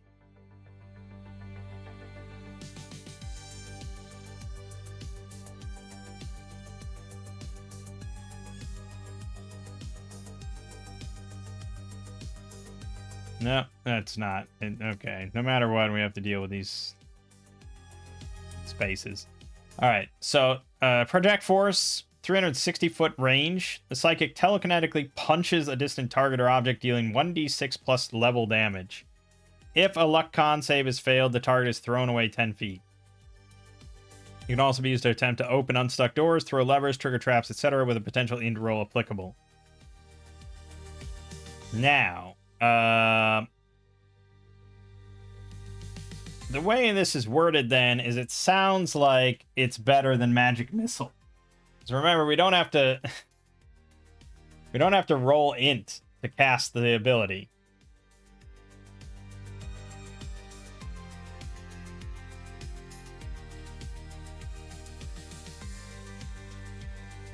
So I think this is a little too OP. I think this needs to be an attack roll.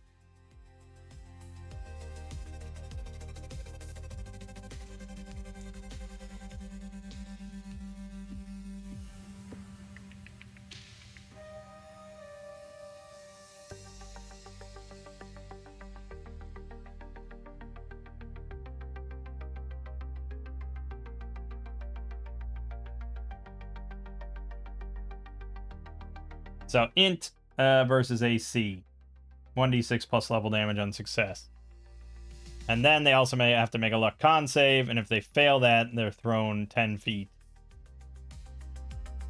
5 feet times level.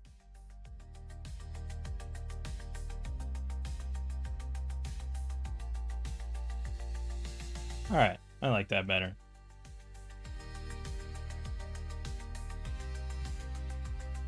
Whoops, that's not what I wanted to do.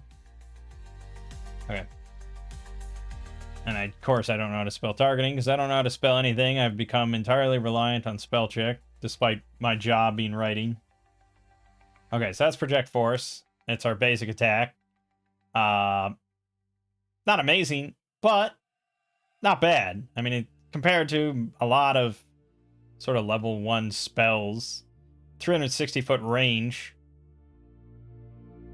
1d6 plus 1 damage is not bad. We can snipe some guy with a big psychic punch to the back of the head.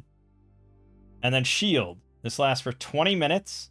It raises our AC against missile attacks by 4 and against other attacks by 2. Not bad.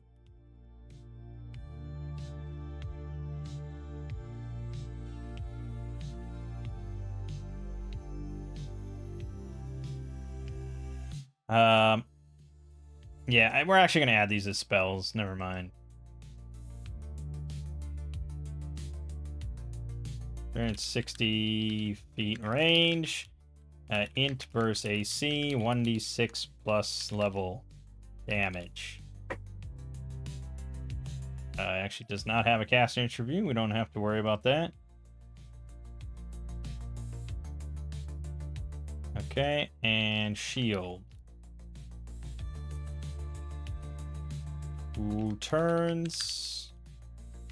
Plus 4 AC. Versus missiles. Plus 2 AC versus melee.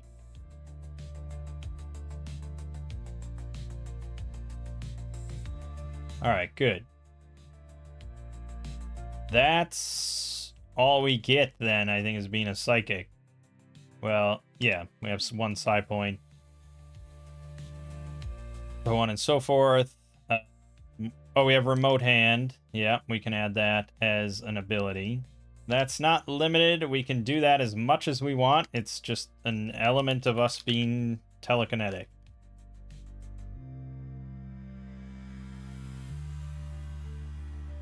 It's up to very far range, so that's 240 feet.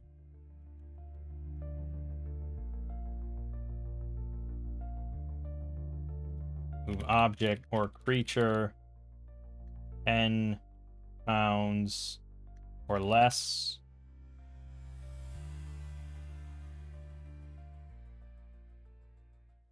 In line of sight. Yeah, okay, that's fine. No uses. General class ability. Alright, that's everything. Reroll, it's all good. Then it would just be gear. It's just sort of like, I don't know. Yeah. I might have to have ChatGPT help me come up with some templates. I've used it in the past for that. It's reasonably good. It's obviously D&D 5e centric, but honestly, I mean, we don't really need much, right? As far as ignoring any flavorful stuff. Oh, skills, yeah. All right, we'll just roll our skills. We get general lore, gather info. We got persuasion, I think, from being a busker. Persuasion, yep. Persuasion, general lore, gather info, and then 3 more from a D10 list. 3, 5, 10. That's going to be detection, arcane lore, wilderness lore. All the lore, baby. And detection is always useful, even though we have 8 perception. Alright, that's done. Yeah, I'll come up with gear later. That's fine. I think that's it for Melanie. We have ourselves a little psychic. So as far as things they can use, daggers, staff, sling, light armor. It is not great. So that means our other character needs to be fairly capable in combat. Shit. Let's roll a species, a race, also human, or just a couple of boring humans. Bruce. Bruce the Barbarian? Possibly.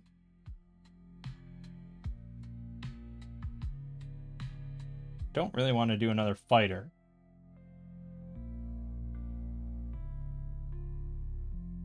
I've tried barbarians. I remember we did a barbarian and we died and it was abysmal. I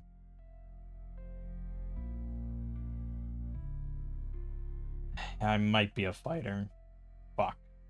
I could be a monk. We could try that out, but I really want something that's quite tanky. Because if... yeah, hard to say. If Xander had been tankier, maybe he would have survived. but it's a horse apiece.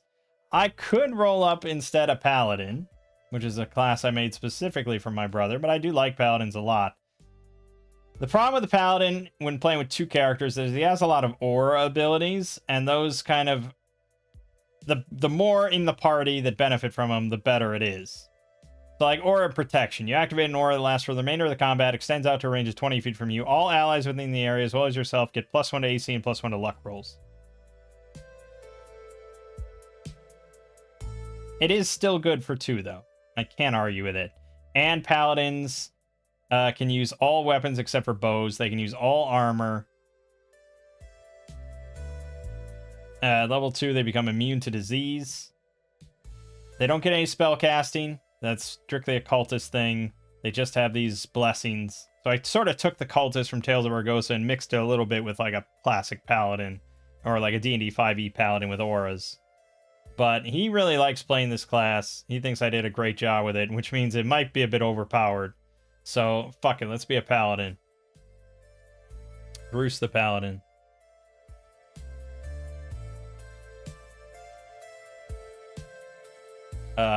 So we're gonna first stats. Key attribute is charisma, and that's because he gets a number of blessings to start equal to his charisma modifier. So ideally you want 2. And then a lot of these abilities are scaling based on your charisma. Blessed weapon gives you a bonus to attack rolls for 1 minute equal to your charisma modifier.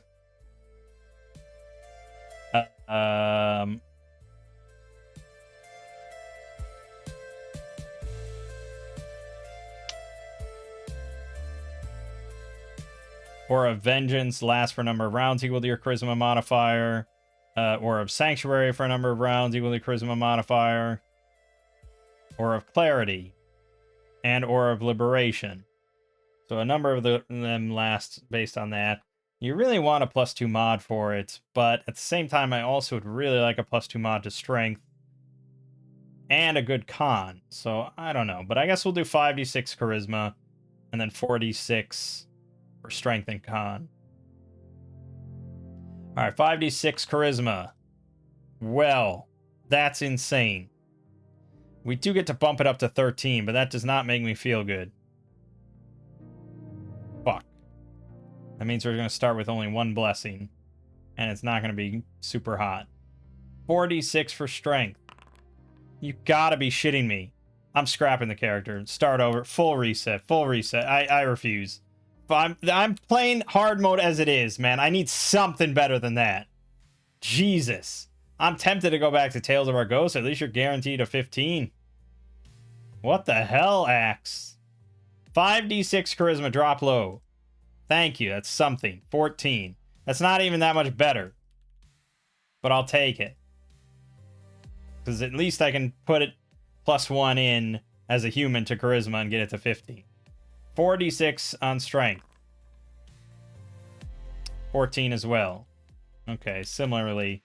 But that means we're not far off from getting both up to a +2 mod. And depending on my background, you know, we'll see. And then 4d6 charisma. Or constitution. There we go. Triple sixes. Amazing. 18 con. Woo boy. 3d6 dex. 10. 3d6 int. 13. Alright, he's a bit smart. 11 perception. Could be better. And then will, always important. 11. Alright, this is a solid enough character, especially with that con. Let me roll my background first. 1-5. That's the Fur Trapper, +1 int. Bummer. Really don't need that. Unless I want to multi-class down the line. So I'm going to go ahead and biv +1 to Charisma. So at least he starts with 2 blessings. We also start from Fur Trapper with Wilderness Lore. So we'll just slap that on. Fur Trapper, done. Class. Con plus level ×2. Done.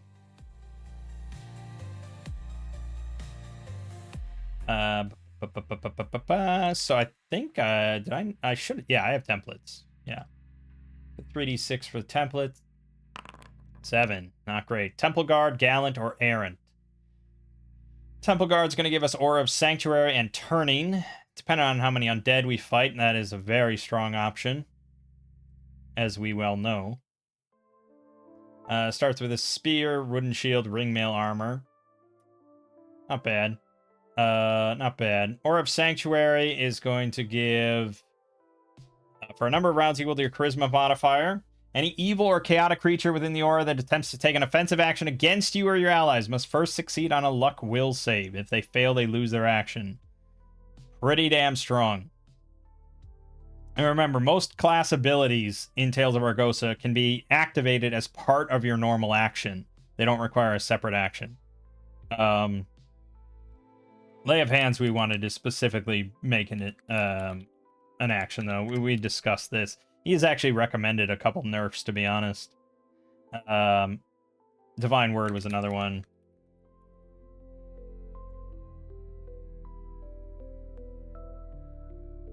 Most of the, oh yeah, all the auras though, basically a free action.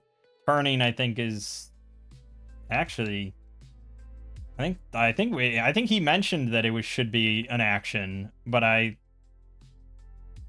it's really, well, no, I guess, actually, I guess, yeah, the cultist is pretty specific in that most of these are action, generally requires it, because most of them are similar to casting a spell.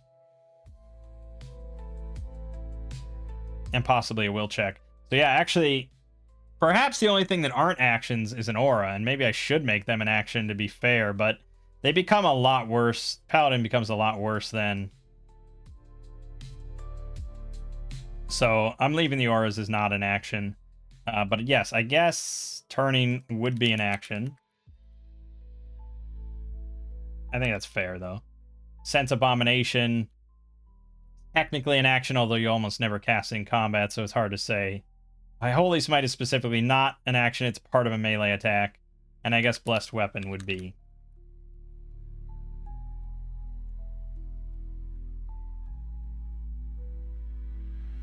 Okay. 1 minute is pretty rough, actually. Is that the actual time? No, 1d6 times 10 minutes. Why did I make that so shitty? Oh, I think it's because I buffed it to be plus your charisma mod instead of +1.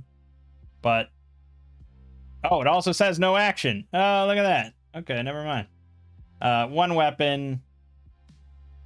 All right, I'll compromise. 1d6 minutes.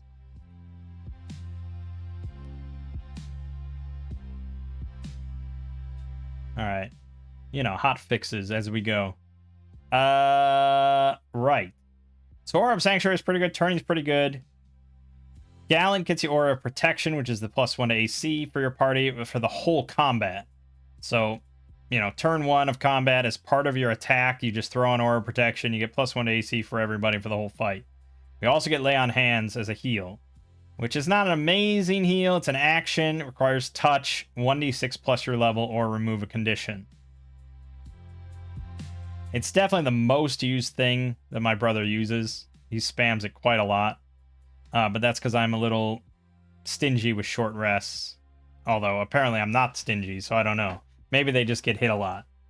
And then Errant gets Aura of Clarity and Blessed Weapon. Again, Blessed Weapon would give us +2 to attack rolls for 1d6 minutes.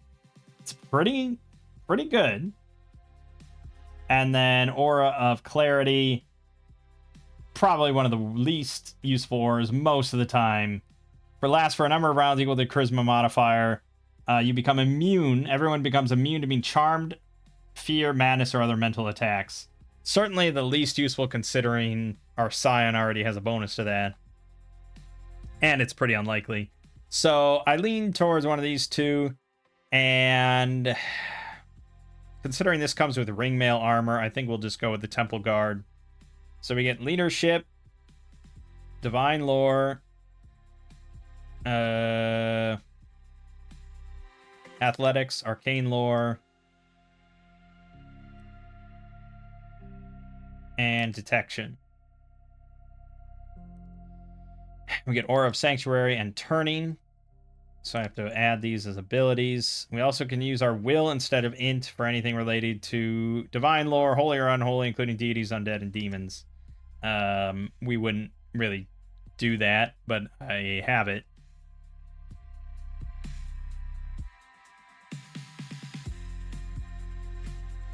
And then, yeah, blessings.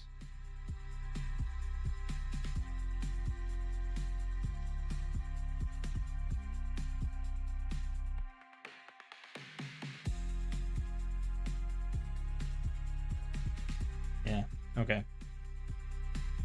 One use. And we get, what did I say? Aura of Sanctuary.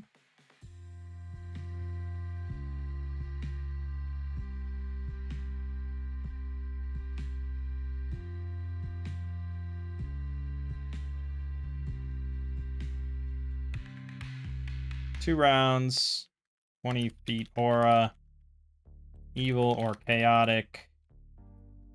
Creatures within must roll luck, will,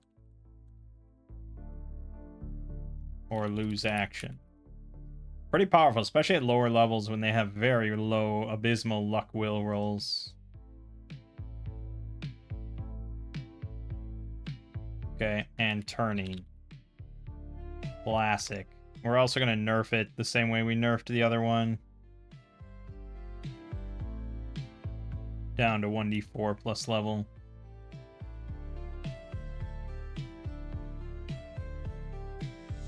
Well, no, maybe I shouldn't, because for him it's specific use of his thing, much like the original cultist. So no, he actually gets the full power version of it. The other, my normal cultist or cleric gets a nerfed version because he has it as its own ability with its own number of uses. It's a weird mechanical thing, but we can say that paladins are just far more militant when it comes to destroying the undead. That's my explanation, and I'll stick to it. Which means, really, we could have just deleted this and just taken turn undead.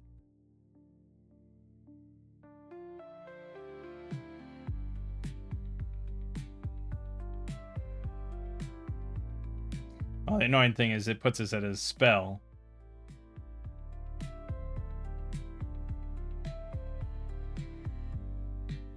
Yeah, I'd rather have it all on one screen. Fine.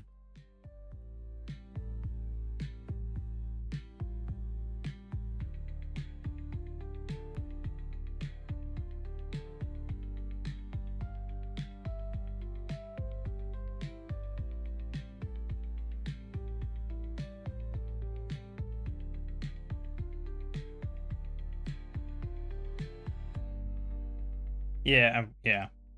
I'm sure we know what it does. Okay, that's all his abilities then. He has a whopping 20 HP to start, which feels good. He gets 2 rerolls, 11 luck. And as far as... Oh, he also has +1 attack bonus. At level 1, yes, he has actual, like... Well, he doesn't have fighter progression, not quite. He has, like, ranger progression, I think, so...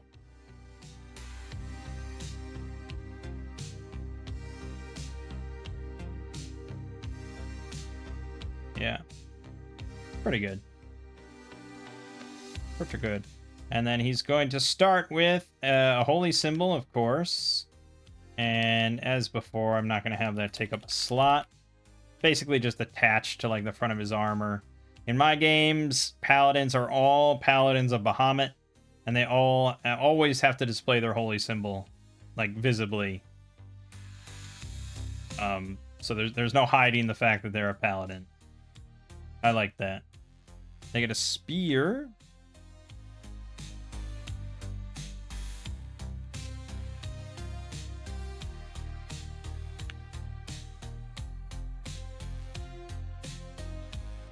Yeah, so 1d6 or 1d8 if I recall correctly. We can double check just to drag this video out a little bit longer.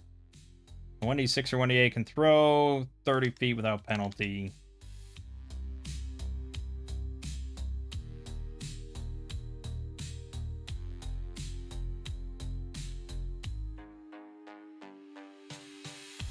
And he'll always use one-handed.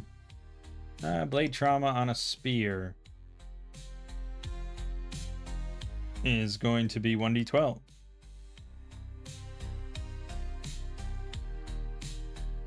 That was not damage. That would be pretty powerful. And he has a round wooden shield. There's no difference. Axe actually, per the default rules, does not differentiate shields.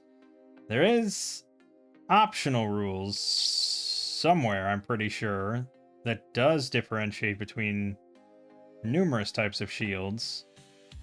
I don't even remember where that is now. I don't know if that's in this book or... I don't remember.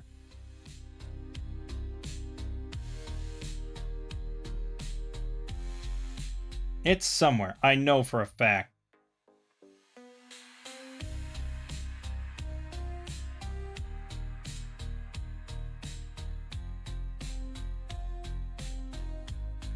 There is somewhere with like all sorts of different shields. Yeah, I don't remember. I don't really play with all the extra shields or anything, but you could. So really most shields, almost all shields you'll find are just +1 AC and weigh 1 thing. So it's pretty simple.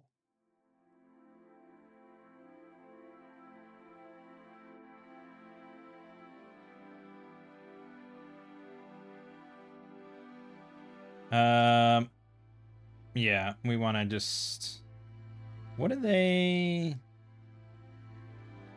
Oh, it's a special equipment type. Yes, because it does take up encumbrance. Okay. Then he gets ring mail, which is 3 AC medium armor. It's not super good. But it is like the default Tales of Argosa armor.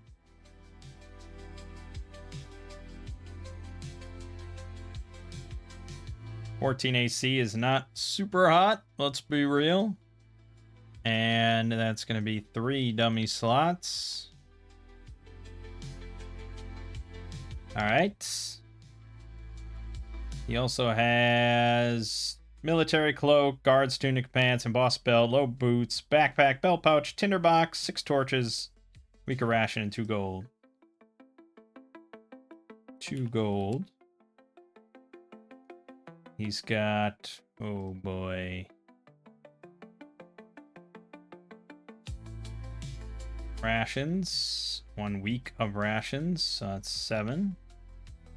He's got tinderbox, or as they call it, something. He's got 6 torches, not 5, damn it.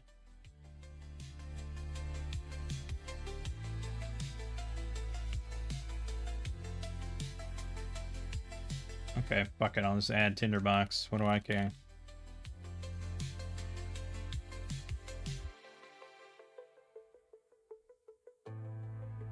Yeah, okay, that's good. We're happy with that. Doesn't have much. Alright, there's our paladin then. Certainly if we come across evil or chaotic creatures or undead creatures, aberrations, demons, Bruce would have been a hell of an addition in that last party. He would have stomped them. What the hell did I write here? Act 2 of him? What the hell word was I? Did I just have a stroke and not realize it? What happened here? Was I trying to type action?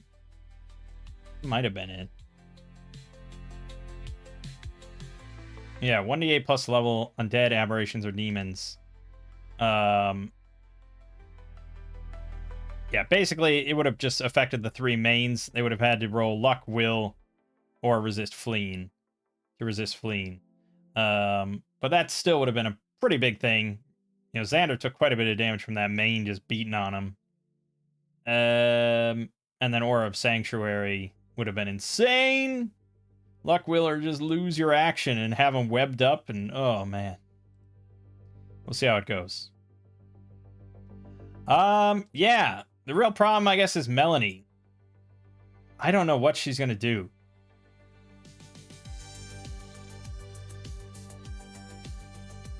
I don't want to remake her, but I feel like my odds of success with her are fairly slim compared to just making like a ranger.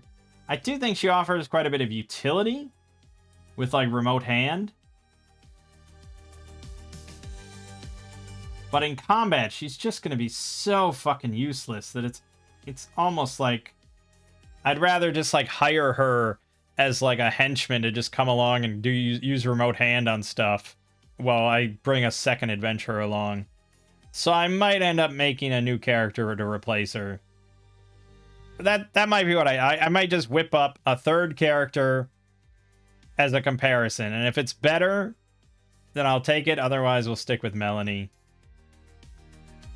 Yeah, we'll see. But this video's gone on long enough, considering we failed our mission like an hour ago. So, yeah, I'll do a few things before the next one. I'll pick out another adventure for us to go on, and hopefully it's a bit more successful. I was really liking that other one. I'm upset about that. We were so close to just perfect victory. But anyways, my name is Mang. This has been Solo Roll Manging. I'll see you fine folks in the next part.